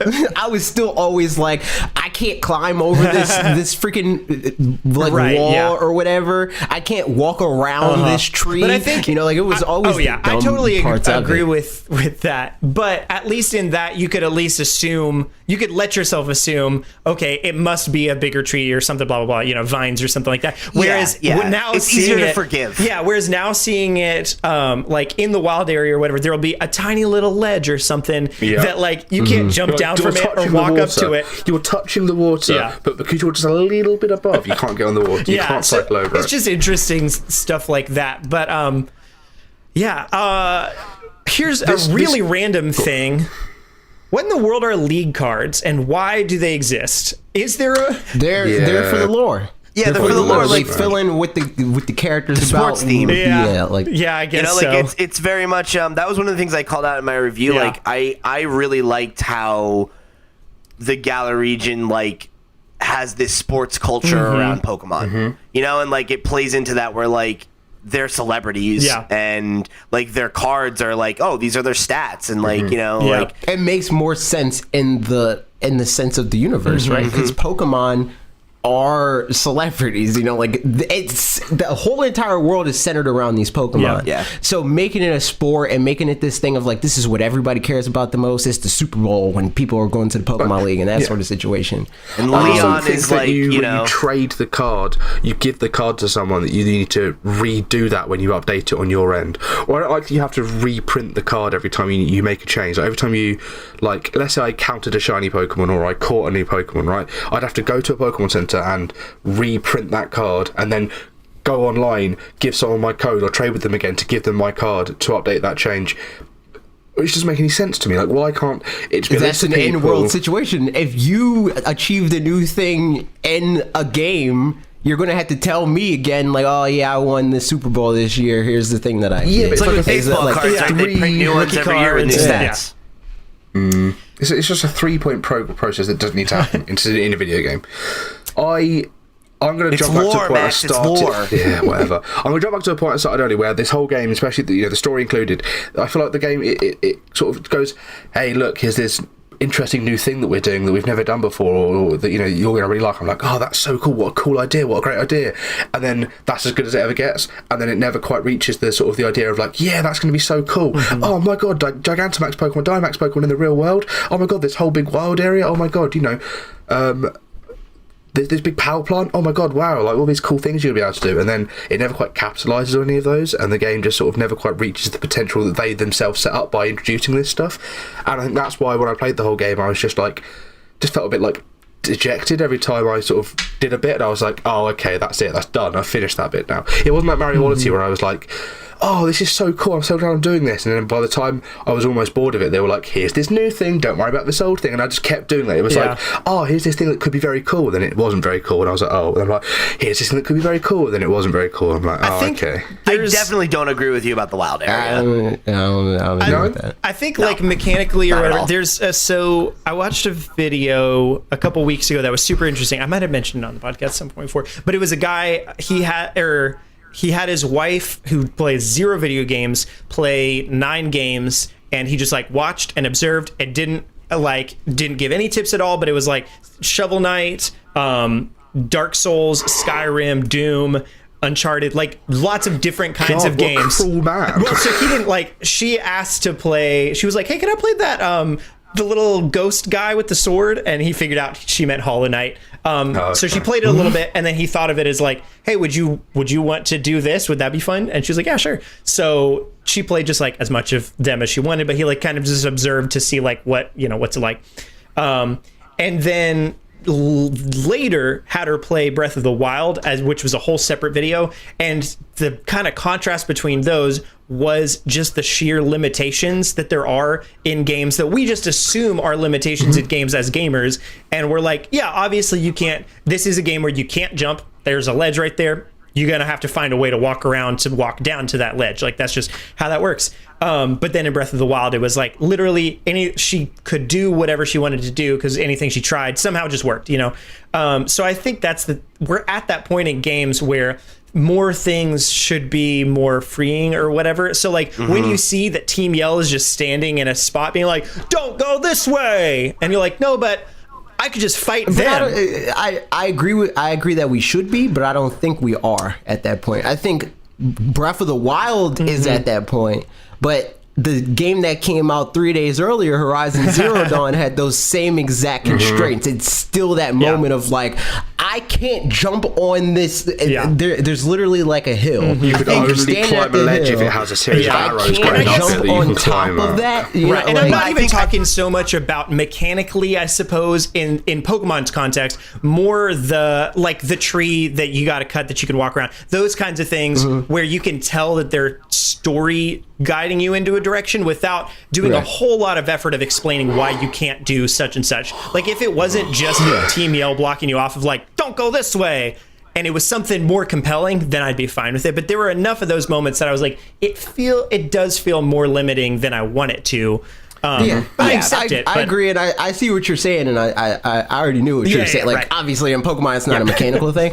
I'm just saying, I think they do the same exact things in other games. Totally, it's just they build it around a different in-world patch. Where in Pokemon, it has become a thing where you can't do that yit because the team said you can't do it. Yeah, you know, like I think the issue there though is like the example you gave though too of like Horizon Zero Dawn came out a year early and it was made in a world where Breath of the Wild didn't exist, and I think with Nintendo properties now, like after 2017 gave us both Breath of the Wild and Odyssey, it's tougher to swallow stuff like this. Totally. And that's why I think that there is like, so here's the thing. We talked about this when you were on the show, AJ. You can go read my review. Like, I liked Sword and Shield a lot.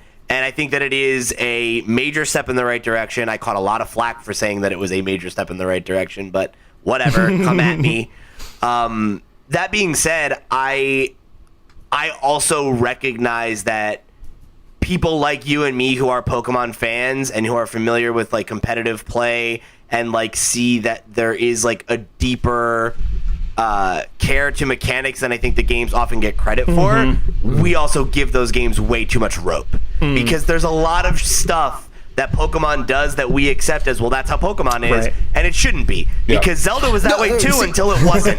Right. You know? But I completely agree with that. And me and Parker have I think we've recently had that conversation where it was like, it's interesting that I have the opinions that I do about Sword and Shield because I've been beating that drum for years, dude. Like that is literally, if you go to youtube.com/Redagus4 and go through my playlist, half of it is me saying Pokemon should be better. But I think it's unrealistic to expect it to be that after Ultra Sun and Ultra Moon. That Breath of the Wild didn't happen right after Skyward Sword, you know? Oh, yeah, but that's the problem, right? Is at the end of the day, like Pokemon's issue is that it has a marketing machine behind it that makes it impossible for it to grow. Which maybe Pokemon the video games is way smaller than Pokemon the brand.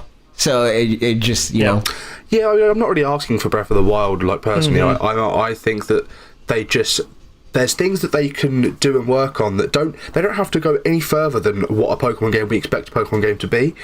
They just need to hit the ceiling. There is a ceiling, and they're just going like, oh yeah, here's this idea. And it's not necessarily for lack of trying. I mean, it probably is more for lack of time and resources. I think it's they have certain things that they focus on for each game. This game they chose to focus on the actual game rather than focusing on the part that most people rush through. Like most people that play Pokemon, and I'm talking like people that are putting 300, 400, 500, 1,000 hours into Pokemon, could not care less about the story. So what they did is made sure the story moves out of the way and made improvements to training good Pokemon and building teams and majority of people battling. that are playing it for the story. The majority of people that pick up Pokemon aren't the competitive players. They're the people. That's not true. Surely it is. Surely you're saying that the lowest common denominator, the majority of people that pick up Pokemon. Most people that play Pokemon might not be competitive players, but they are people that are most likely playing it to build their Pokedex and catch Pokemon and train and trade and do all that stuff. Battle with their friends, even. They're not. I think most people are playing. So everyone that I know that plays Pokemon every single person I know that isn't on Twitter, every single person I know, obviously this is anecdotal evidence, but blah blah blah. Every single person that I know that plays Pokemon and enjoys Pokemon, they pick up the game, they play through the story, they get to the end, they get a legendary, they might complete the Pokedex, and they go, cool, that was that, I'm done with that. And that's because the people that I know, the people that play Pokemon, aren't serious gamers. I honestly don't know anybody that, if they buy Pokemon, all they do is play through it once and then that's it. I think that's the majority of people still, yeah. I would agree. And like, I come from I have a lot of close friends that are competitive players, but I think that the average person like plays the game like a JRPG. Nevertheless, I don't know that necessarily means they're playing for the story. Yeah, I think that's for the experience of the campaign. Not the dialogue. Become the champion. And then roll credits, and they'll go cool. They'll get the legendaries. They'll go cool. That was that game. They'll move on. They're not, the average. 6 million people. There can't be. It's like saying that most PlayStation players buy these story-based PlayStation exclusives and they play them through. That's not true. Most PlayStation players pick up and they play the sports games and things like that because it's you pick them up, you play them, you move on. That's the average gamer. The average gamer isn't the sort of like... sports games are something that you pick up, you play continually. Right. No, we're getting in the weeds of trying to make a comparison here. I feel like what we're collectively trying to say here, right, is that look at Breath of the Wild. I don't think anybody would argue that you play Breath of the Wild for the story. The story is serviceable to have a good gameplay experience. And I think that's the issue that Pokemon's at, where it needs to, like, not that the story needs to be a great narrative. It's that, like, there needs to be, the campaign needs to be worth playing. And I think a lot of people don't feel like it is. I agree with that, but I think just on what Pokemon is as a property, maybe not what people play it for, or whatever segment of people that are like, I don't care about battling, which I think is when it's Pokemon. Competitive battling is amazing, but it's also like I don't even mean like on the level that me or you, Pete, would play it, where it's like I'm Ivy training not those people. I just mean like I have my team of 6 that I went through the campaign with, and I'm battling my friends, I'm battling my family, I'm doing all that stuff. I have never once battled someone online or battled a friend wirelessly. Never once. I feel like you don't do that unless you're a kid. Like, if you're an adult and you want to do that, you care about competitive. Yeah, right. But that's what I'm saying. Kids are going to play this game with their friends. Yeah. Whether or not it be a thing of like they're doing it well and saying like, oh man, this has bad IVs, this nature isn't good. I don't mean that. I mean the people that finish the story and then they spend hours with the team that they built, whether it be in the campaign or caught after the fact. That's what they're doing. They're battling. I don't think that many people do that though. I think a lot of people do that. Let us know in the comments whether or not you do that. The whole thing is, it's impossible for us to know. For sure. Right. But I just don't know that many people that like play through the story and they're like, oh, okay, that was it. That's why I bought this game. To play through the story, I'm not going to catch any more Pokemon. Honest, because I've got a backlog of other things that I also want to play. Like, I'm probably close to done for the most part. Like, I'm done with Pokemon. I'll come back at some point, but like, I didn't finish the decks. I'd like to play competitive. Let's do it, man. But yeah, for the most part, like, because there's other things that I want to play, like, I probably am like, done. But that said, last bit before we move away from this topic, so we can finish up some other things too. What's your favorite new Pokemon from the new decks, clearing decks? I've thought about this a lot. I think it's Capraja, the elephant. Fun take. Elephants are my favorite animal, and he's a big beefy boy, and I love him. I think probably, like I said, either Ice Cube or Toxel. Ice Cube because he's so stupid, except for when he gets hit. I like him less when he gets hit, but with the big old Ice Cube on his head, I like Ice Cube. And Toxel. I'm gonna say Toxtricity. I really like Toxtricity. It's either him or Corviknight, I think, for me. Can I tell an experience real quick? The first time I saw Toxtricity's name, it was like a screenshot from another player, and I definitely thought they had nicknamed their Pokemon Toxicity. And I was like, oh, big System of a Down fan. Yeah. That's really funny. Favorite new Pokemon? I'm probably gonna say none of them because Max is devoid of joy. No, probably like Centiskorch is pretty excellent. Centiskorch is pretty dope. It's a good one. Or Snom is amazing. Oh, what's it evolve into? Frostmoth. Frostmoth. Yeah, Frostmoth is awesome. I think Dragapult, like the whole Dreaky line, is pretty pretty Very great. dope. Do you have a least favourite Pokemon from this generation, chaps? The Foss. Or Mr. Yeah, Rhyme. the fossils are weird. I think Mr. Rhyme is just an abomination that doesn't need to be this, but not in the, I like him. Not in the way that the fossils are an abomination, but they're like lore-wise are an abomination. This is just an abomination. Like I think for me, Creation. the bad ones are just funny enough that like I like them for a different reason. Like all the fossils, Mr. Rhyme, that kind of thing. Like I just think it's hilarious. So it's hard to really say. Honestly, maybe Eternatus, because it's one that's trying to be really so dope. weird. But it's so not. generic. Yeah, it's so generic. I think There's that's no probably my design least behind favorite it. one. That's Okay. one of them. I would say actually, all of the starters. Final evolutions they're terrible. Let's meet in the middle. What's not a bad design? What's a design that you're just like, I can't believe that made it in. Like, it's just so nothing. There's nothing. It's not terrible. It's not great. It's just like, I don't think there are any like that. I don't think there are any that. Well, again, except for like Eternatus. We or whatever. did a I'm tier gonna list for all these throw- the other week. We surely Max, did. Okay, well, you fine, know. Pete. I'm gonna throw something at you, Pete. Okay. Indeedee. Which was Indeedee? The butler slash maid Exactly. one. But yeah, Yes. I'm with you. I don't even remember that. Well, there we go. I proved my point. It was the one There in all you the go. Pokemon centers, the dude that like you can nickname your Pokemon. Yes. Okay. one. Yeah, it's whatever. Yeah, generic. Just nothing to it. Yep. Nothing to it. To be fair, I didn't encounter any of those until Me neither. Till post game. Yeah, until I completed my deck. I haven't at all. Yeah, Yeah. nothing to it. I'm Do you guys still want to completing talk my about decks. the wild area, or are we done with this?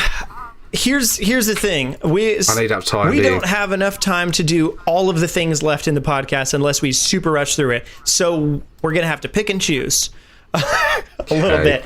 That's fine. so That's what's- fine by me. what's That's fine by left? me. We can save most of the that's not time sensitive for Q&A. We'll save that for next week. Okay. Okay. And then we'll do. There's one like, Q&A video that I want to stuff and- answer, partly because I also want you guys to be in on this, but also because we talked about it in Discord. It's from Grimhane, and he asked, Cool, of course it's it is. nothing video games related at all, but he asked, Parks and Recreation, The Office or Parks and Rec? Justify your answer. The Office. And I haven't seen enough UK Parks and residents Rec. are exempt unless they've seen the far superior US version of The Office, is what he said. I've watched all the Offices. I've watched UK and US.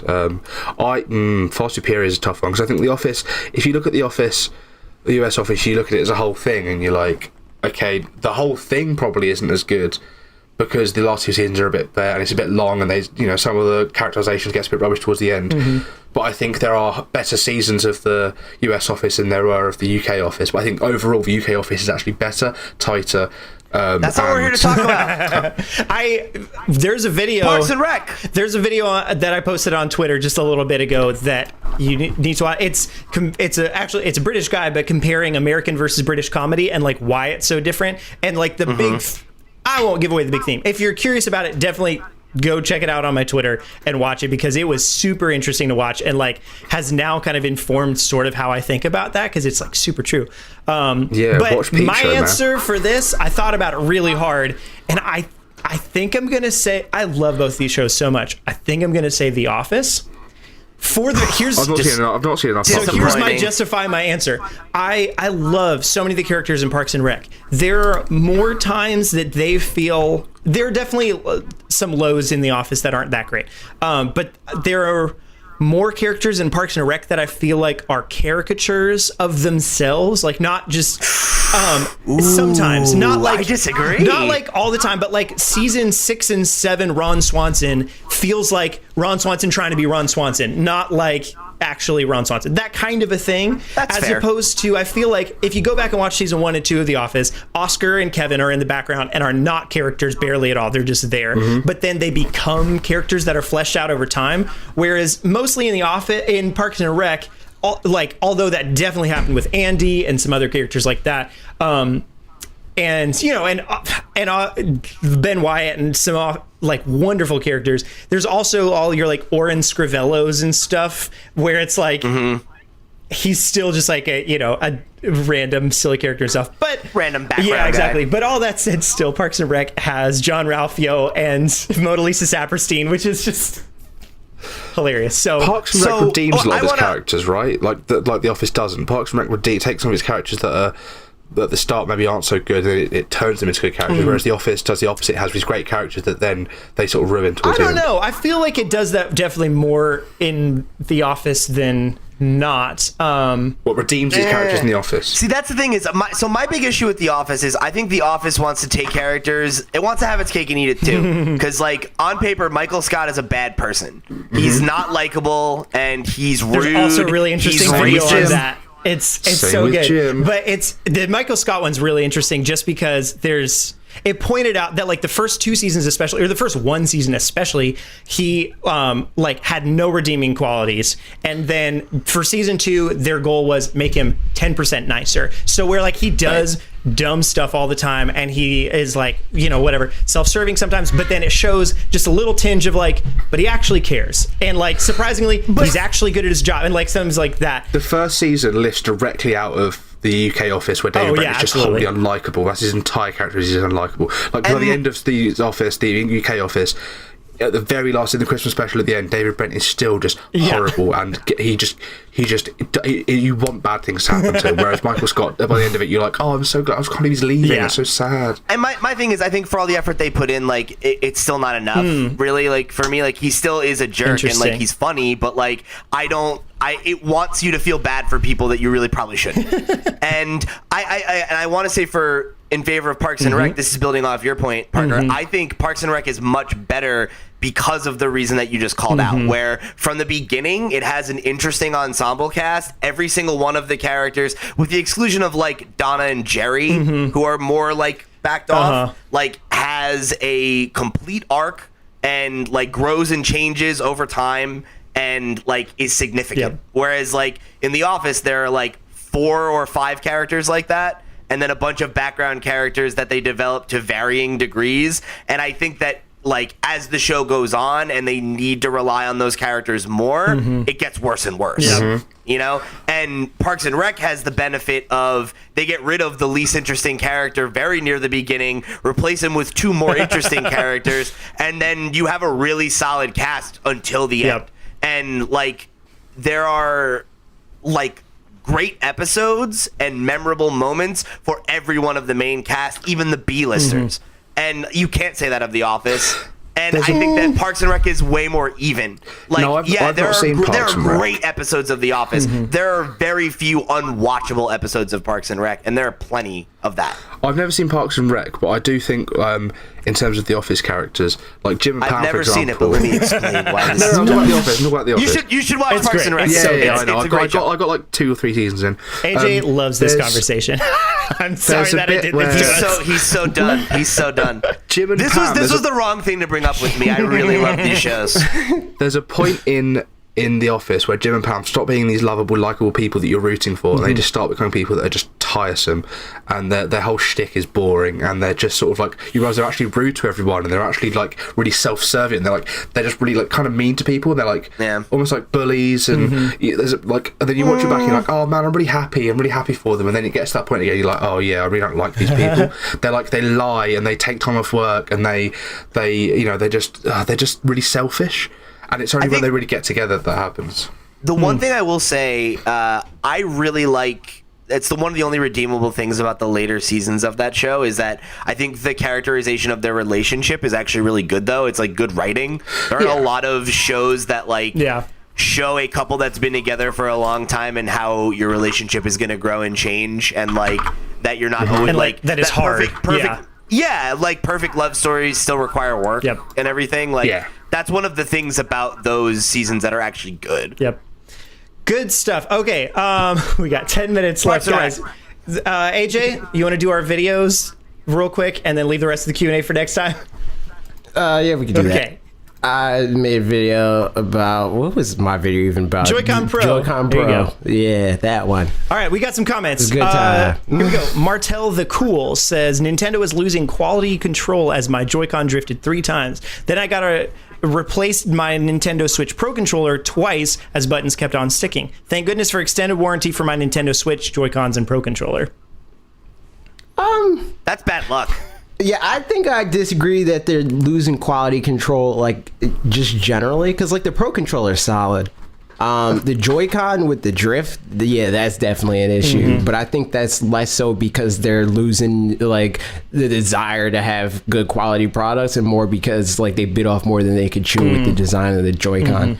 Because like on a engineering level, they're real complicated. Like if you look at like very small. Yeah, exactly, and that's Yeah. why on an That's so engineering hard. level they're so It's complicated. impressive how much they cram into something that's literally this big, and the fact that there are problems with maybe I don't know 10% of them, I think it's nice. Isn't it? I think is fine. I mean, it's annoying that it happens, but like there's so much engineering that's gone into making something that is basically more than a Wiimote crammed into this size. Right. Yep. So yeah, I mean, I disagree. That's the thing of like, oh man, Nintendo's really, they dropped the ball on this, and more of like their eyes were bigger than their stomachs on this. Yeah, for sure. And it's tough. Like you see this in game design all the time, right? Like QAing a product is you can only test it so much before you run out of money and time, and like you don't like. There's this great like figure that I've heard a few game devs like quote, where it's basically like in the first 24 hours that something is on the market, it's play tested more than the entirety of the time that we had to test it. I believe it. So like you think about like how much they tested the Joy-Con when they were in R&D, and it's like now there are millions and millions of them. There's 2 for every Switch, and there's what, 40 million Switches in the wild? Yeah. Like And there's no way to like play test it in the way that people will, right? Because they do a lot of very specific things where it's like, all right, how many times can we press the A button before that starts to fail? But they're pressing it with machines. It's not like at the different angles that people press it at, and then not the different intervals that they press it at, and how they press it, and what they're wearing. Like, exactly. Or, you know, like I do. Artwork. Yeah, I do too. Like I sweat a lot, and especially when I game, like my hands sweat, and it's like I'm sure that makes my controllers degrade faster than someone who doesn't have that problem. right. And how you can't you can't quality control all of those things. Like should they be held accountable? Yeah, but it's not because they don't care. It's like they want their product to be good as much as anybody, right? Like that's their brand. That's what they do. Like this being a thing that is the one embarrassing like stain on the Switch is something that I am positive they wish wasn't the Breath case. of the Wild more than makes up for it. Yeah, exactly. and I wouldn't even call it like an embarrassing stain, because it's only a problem with the people that are already in. You know, like it's not a thing that's like, man, the Joy-Con drift. I don't know if you want to buy a Switch. It's the one thing you can point to about the Switch that is bad. There's a surprising It's the number one thing. on the Joy-Con on the Joy-Con video that I made a couple months ago that. There's a surprising number of comments that are like, I was gonna buy a Switch, but I don't know anymore. And I'm like, all right, don't stop worrying about it. Like a little bit. It's like you weren't gonna buy a Switch then. I think that there's going to be an example of people that are on like these videos and stuff like that say stuff like that, but there's more Nintendo Switches out in the wild than there are Xbox Ones. Right. Yeah. Right. So if it was that big of a problem, if it was a Red Ring of Death level problem, which even that. Yeah. I mean, that was the winner of that. Exactly. So I don't think that it's this thing that Nintendo can't recover from. Right. It's like it's only really a problem to people that they already have. You already bought and it doesn't happen to everybody either. Like I have I've experienced my first case of Joy-Con drift just like a few weeks ago, and it was with my launch set that I bought. Like I bought the double blue ones at launch, and like those I need to send in to get fixed or whatever. But it's like, okay, cool. So 2 years into me owning it, and I play it every day, and that's the only set of Joy-Cons I've ever really used, and like that's the one problem. It's when like, it sucks, but whatever. Like I was the same way until Smash Bros. Came out, and then a lot of them drifted, and then I stopped playing Smash Bros. On my Joy-Con, no problem. when the Switch Lite came out, and there were stories where like, oh, I've only had the Switch Lite for a couple of days, and it's already drifting, and then people are like, oh, look how people look at that, and they go, look how many they're already drifting. You don't buy this product, so you have to send the whole thing in to get repaired, and then you realise, okay, in those first 2 days, or 10 days, whatever it was, I think it was 10 days, they sold 2 million of these things, right? 2 million in 10 days. In those 10 days, if 2,000 of them were damaged, right? And oh god, my maths is gonna be awful. 0.1%, yeah. Yeah, whatever that is. Whatever that is, right? That's fast math. So if 20,000 of them were happening, right? That's 1%. There we go. Yeah. Okay, right. So 1% or 20,000 systems is, it seems like a lot of systems, but it's 1%. And 1% fail rate on a device is very good, right? That's super acceptable. Yeah, it's just like a thing. So this comes up a lot where like I'll be talking to my mom and she's like, I don't want to go to Florida because they have snakes and people, I saw it on the news. There's snakes. I'm like, Mom, there's millions of people that live in Florida.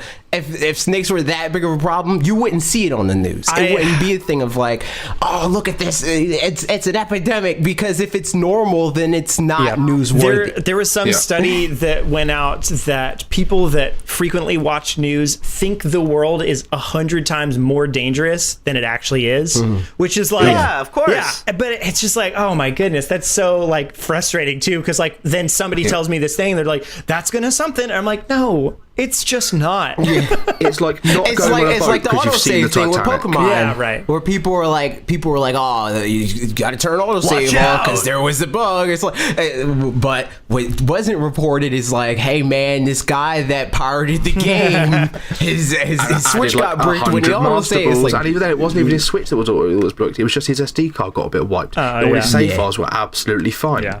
It's just dumb. And it's like, oh, maybe you shouldn't pirate games. Yeah, exactly. So we got a couple more comments to try to get through real quick. Yeah. Amp said, so far I've had 3 sets of Joy-Cons with drift. I've had one broken L button, a broken ZR button. They literally exploded inside the shell. Do you live on the moon? What? And I've had What do you mean they connectivity issues. exploded? My newest... What does that mean? I don't know. Who's to say? Very quick. My newest set is let randomly... us know in the comments. My newest set is randomly disconnecting while attached, so I have to take them off and put them back on again. I think they just put way too much into these controllers for how small they are, and durability suffered. Can they just make Pro Joy-Cons that are larger and sturdier? I just like, it's so hard for me, and I'm not trying to discredit your experience there, Amp. Just like, it's so hard for me to believe that you had like 3 to 4 sets go bust, and I have, what is it, 7 sets of Joy-Cons in my house, and I have one that has drift. I think, like AJ said, like I said, I legit had, within the span of 2.5 months, 4 that started That's crazy to me. I went my third set. But it's dependent on how you use it, because it's like I said, I've played Smash Brothers, and I'm talking like competitive, like doing reverse aerial rush techniques and like mashing out of combos with the analog stick. It's intensive use of this analog stick. I'm a pro Smash Brothers player. Whenever I play Smash, I'm using GameCube controller, so yeah. You know. So it's something that most people aren't going to do, because one, if you're playing this game, you're not using the Joy-Con like I was, because it's usually this like elitist thing of like, and this is not a shot at you, Pete, but for the most part, people are like, Smash Bros is unplayable unless you're using a GameCube controller. But for me, it's just a thing of like, I could beat most people with whatever controller I use, and I just feel like playing handheld. I feel that. But now, because of drift, I just don't do it. Whenever I play in handheld, I do actually. I was playing a lot of Smash in handheld mode with those Joy-Cons when Banjo came out. I wonder if that was what did it. Probably. I mean, especially with smash attacks and running and stuff too, where you have to. Were you fighting Banjo or using Banjo? Playing as Banjo. Okay, all right. I was about to say, if you're fighting against Banjo, then definitely, because you got to mash. Do you remember when Smash for Wii U came out? Oh, sorry, Smash for 3DS came out, rather, and circle pads were just flying off. I just replied, because Justin, he commented on this video, and he essentially was like, he's like, they should just put circle pads on there. I don't have a problem with circle pads. And I'm like, I would 1000% prefer Joy-Con drift to circle pads breaking clean off. Any like day. Everybody that I ever met that played Smash Brothers on their 3DS actively broke their circle pad at least once. Like it's just like those things aren't great. Having to use a circle pad, how awful. Yeah, not great. Sorry, 2 circle pads. Oh, that. Yep. It's like having to grow up in the UK or something. Like America, right there. Growing up in the UK is cool. It's just being an adult in the UK is just awful. Yeah, well, same here, I guess. So last comments to read through for this video. Matthew Kushner said, in the far future, next gen, there should be controllers with what I would call modules, or mods for short. Basically, a module would be a customizable insert into a controller. There would be 4 inserts for modules on a controller, just like normal controllers. Basically, one module could be a D-pad, while another could be an ABXY layout. The consumer can decide which 4 to put into their controller and at any time switch out nodules. Nintendo can have lots of fun with this, and it could really open up the door to many things.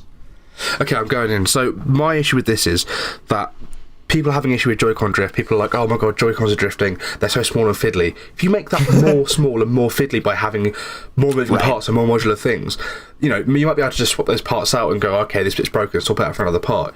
You're still going to have bits that break more often. You're still going to have the connectors are going to go weird. The parts are going to break. Things aren't going to line up properly. Anything that's modular runs into that problem, especially when it's like a tech, like a piece of tech. Mm-hmm. You don't want that. I think that's an idea that sounds attractive, but the reality of the situation is that, and I think it's easy from the outside in, seeing this problem to perceive it that way of why don't they just do it this way? But I think when it comes to R&D for a controller, and you think about how much money and time and thought was put into making the Joy-Con or making the Pro Controller, and thinking about how people play and how it's going to be used and all that stuff, that is always going to result in a better, more optimized product than something that needs to be one size fits all. That's almost always for the worse. And you end up having to make those parts even smaller because you then need to have those bits that facilitate that modular, the extra funky stuff. So if it's in the size it already is now is relatively flimsy because there have been loads of these problems. To then make that even smaller and more fiddly, you're just going to compound the problem, So a lot of the video, whenever you talk about Joy-Con, regardless of what the video is about, it becomes about drift. That's what the comment section becomes. For me, I brought up the idea of doing modularity for controllers, not for the goal of solving drift, but more so saying okay, there's different people that play games differently, and there's different games that use different control setups, that the form factor of the Joy-Con and the fact that Nintendo already has this whole thing set up where when we got the announcement of there's these rails on there and the controllers slide onto the thing, and then they could do freaking GameCube controller ones and N64 all that stuff, being able to, instead having to buy a whole nother set of $80 Joy-Con and just saying okay, let me take, I want a D-pad on mine, so I'm going to buy a D-pad, and I'm going to get a different kind of D-pad, or circle pads if you're an idiot. That sort of thing is more attractive it's more attractive than buying a whole new set of Joy-Cons every time for most people. I think that's true, but I would rather just buy multiple controllers for those kinds of experiences and have them be well-made, optimized products. And that was another thing that I brought up, both things. But again, it really just depends on how you look at a product. Because I would prefer to say I'm just going to buy, when I buy a computer, I buy the maxed out computer because I don't want to have to buy another computer for a long time. Whereas other people might look at it and say, I could save $2,000.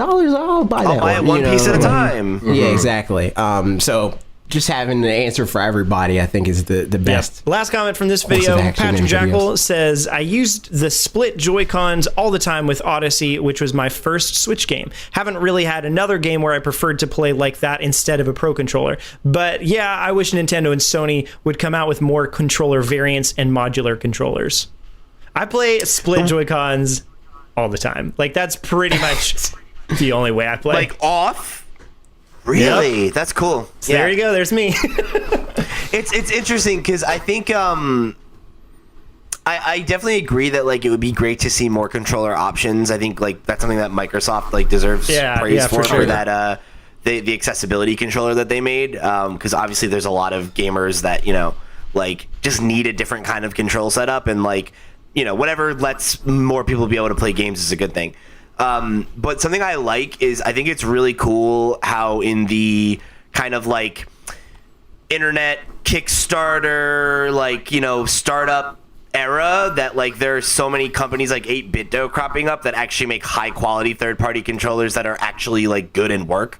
because I have the 8BitDo, the most recent one they put out that has like the Game Boy Color scheme, and it's got like a nice chunky D-pad, and like that's what I use for platformers, you know, and like if I want to play retro games or retro style games. Yeah, but where's the turbo button, man? Where's the turbo button? Where's the LEDs? Where's the cooling fans? True. Where's the super thin plastic that if you accidentally drop it, it shatters like a piece of glass? Where's the full color RGB-ness to your stupid little 8-bit dudes, mate? It's high quality, he says. I like it because it feels like an old chunky controller. Like it feels like an old school controller. Yeah, like you could whack it against like your brother's head when he annoys you and it's not going to break. Yeah, like it's one of those things that like if I threw it across the room, I'm like, this might bent the wall or like break a window. Like it's pretty sturdy.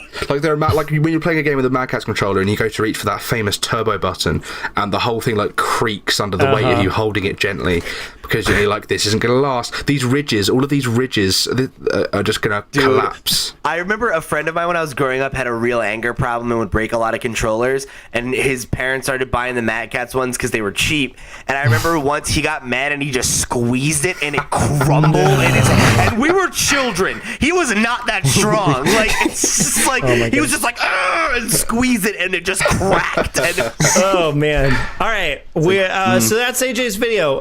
We don't really have time to go into all my comments from the video and actually talk about them, but I do want to read them because I responded to them and said I was going to talk about them on here. So I'm going to read them and then I'll read just things. We'll see what happens. Silver Moon. You reply. We'll be quiet. Sounds good.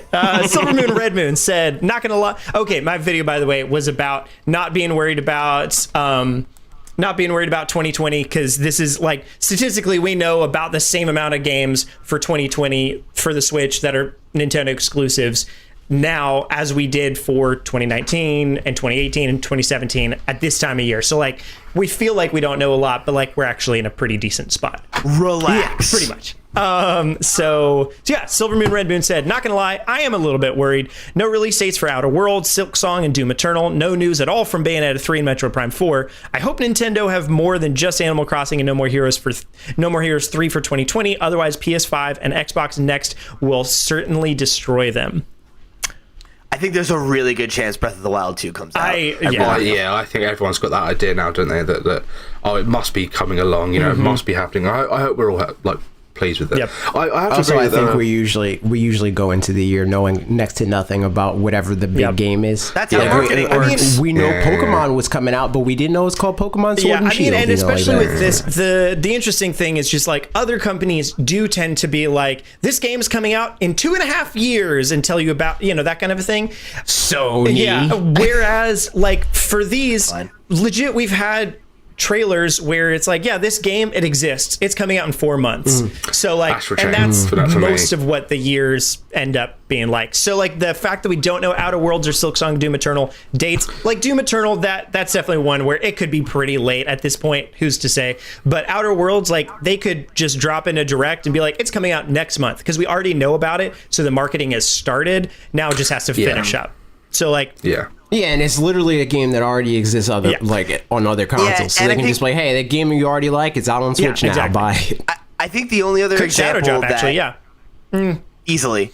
The only other example that was thrown out here that I feel like really holds any weight is the Bayonetta thing, where it's like, where is Bayonetta 3? That's kind of weird because they're announcing new games and we still haven't seen it. They put out Astral Chain, but again, they put out another Switch game just recently, so it's not that weird. And and they announced Bayonetta 1 and 2 4 or 5 months before they came out. Yeah, right. And with Metroid Prime 4, 2 months.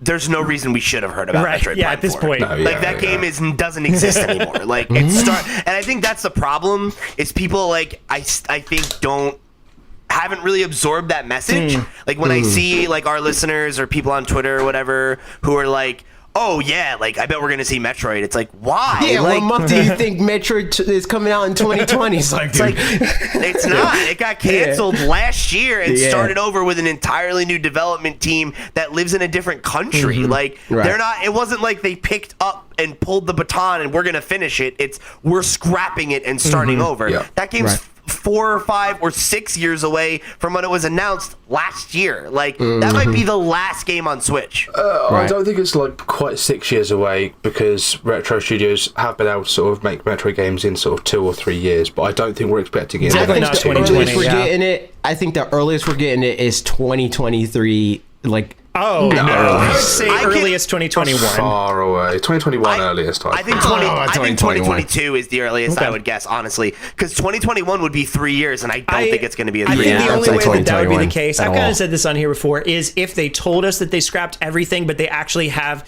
just like an engine from Metroid Prime Trilogy HD, if that's a thing, and some story, like if they have some kind of framework, but they're not going to tell us we're starting over again, but we do have a bit of a framework, because that would obviously make us think, well, then maybe, exactly. So it's better for them to say starting from scratch. So I think 2021, like just knowing how scrapping, like if I'm writing and recording a song or whatever, and I'm like, this thing sucks. Like I'm at that point, even if I get rid of the whole like song, that recording or whatever, I still have like ideas of how I want things to go, so it expedites the process a little bit. But I feel like it's different than that. It would be like if you wrote a song and scrapped it, and then I was like, well, I'm gonna write that same song. You know, like it would be like if you thought of a song. If you thought of a song and said, I'm going to make this song, and then you told Pete, I'm not going to make that song. You told him absolutely nothing about the song that you're going to make, and then I don't know. It's more than that, for sure. It's not a great analogy, but I'm going to read the next comment now, because one quick point. Yeah. Metroid Prime was started development in the year 2000. That was from scratch. They started the entire thing, the entire concept of Metroid Prime from scratch in the year 2000. That game came out in 2002. I don't think you can compare development of a GameCube game to a Switch game. It's not the same. Breath of the Wild took 6 years. Mario Odyssey had a 5-year development cycle.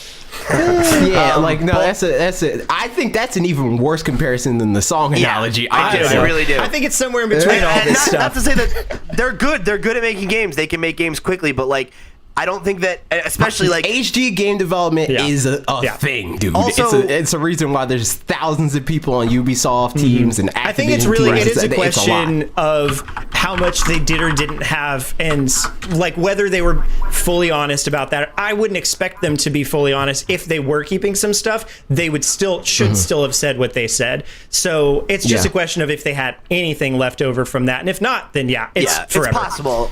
I would assume it isn't, though, and I would say, like, if they want this to be for Metroid what Breath of the Wild and Odyssey were for their franchises, which I think they do, they want Metroid to make more money and be a tentpole, like, or Fire Emblem Three Houses, like, it's going to take time. Totally.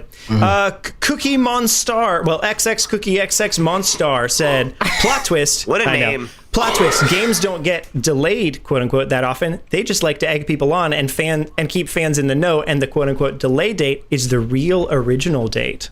No, that's conspiracy theory. Yeah. Go read Jason Schreier's book Blood, Sweat, and Pixels and realize how not true that is. This is like saying that the Sonic movie redesign was planned all along. You can't plan that's called conspiracy theory. It's possible to have contingency plans for things like these, but I don't think that necessarily means that it's the plan. Like, I think we orchestrated this to cause hype. No. I think to make that blanket statement that that's what delays are is wrong. I think that there's definitely delays where they never actually intended for that game to come out on that day. That's true. And the moment, like, in the instances where it's like, hey, I think they've said. I mean, that's been a thing that people have sort of said, where it's like, they pressed them for a date and they gave a date, and it was like, really? That was like. I think even like more calculated than that, where it's like, hey, we want to have this in people's conscious, right?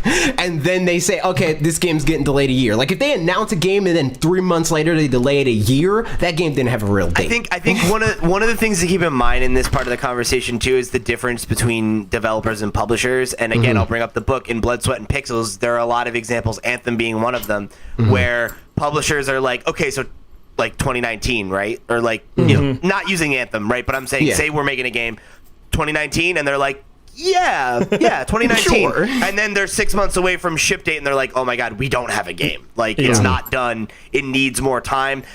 You brought up Last of Us. That's definitely what happened with that game. They thought they were going to hit that date, and then didn't. And then they got more time because they're Naughty Dog, and Naughty Dog gets more time. You know, that happened with Uncharted 4 3 times, where it had a date that they thought they were going to hit, and then they're like, this isn't fun, this isn't coming together, or something happens, and they're like, we need a few more months. And if you're a developer with clout, or you come from a publisher with money, then you get that extension sometimes. But you know what? Time doesn't always extend, and like right now, time extended, and I gotta go. You're killing these segues, man. These are the best segues I've heard in a long time. Just what a Parker's the king of segues, man. That said, I gotta go. So I think that might mean we're calling it a wrap, y'all. That's a show. That's a show, man. What a show. What a good time. We talked about. I mean, we knew it was going to happen. Like, there's so many things to talk about this week. Yeah, it so was much.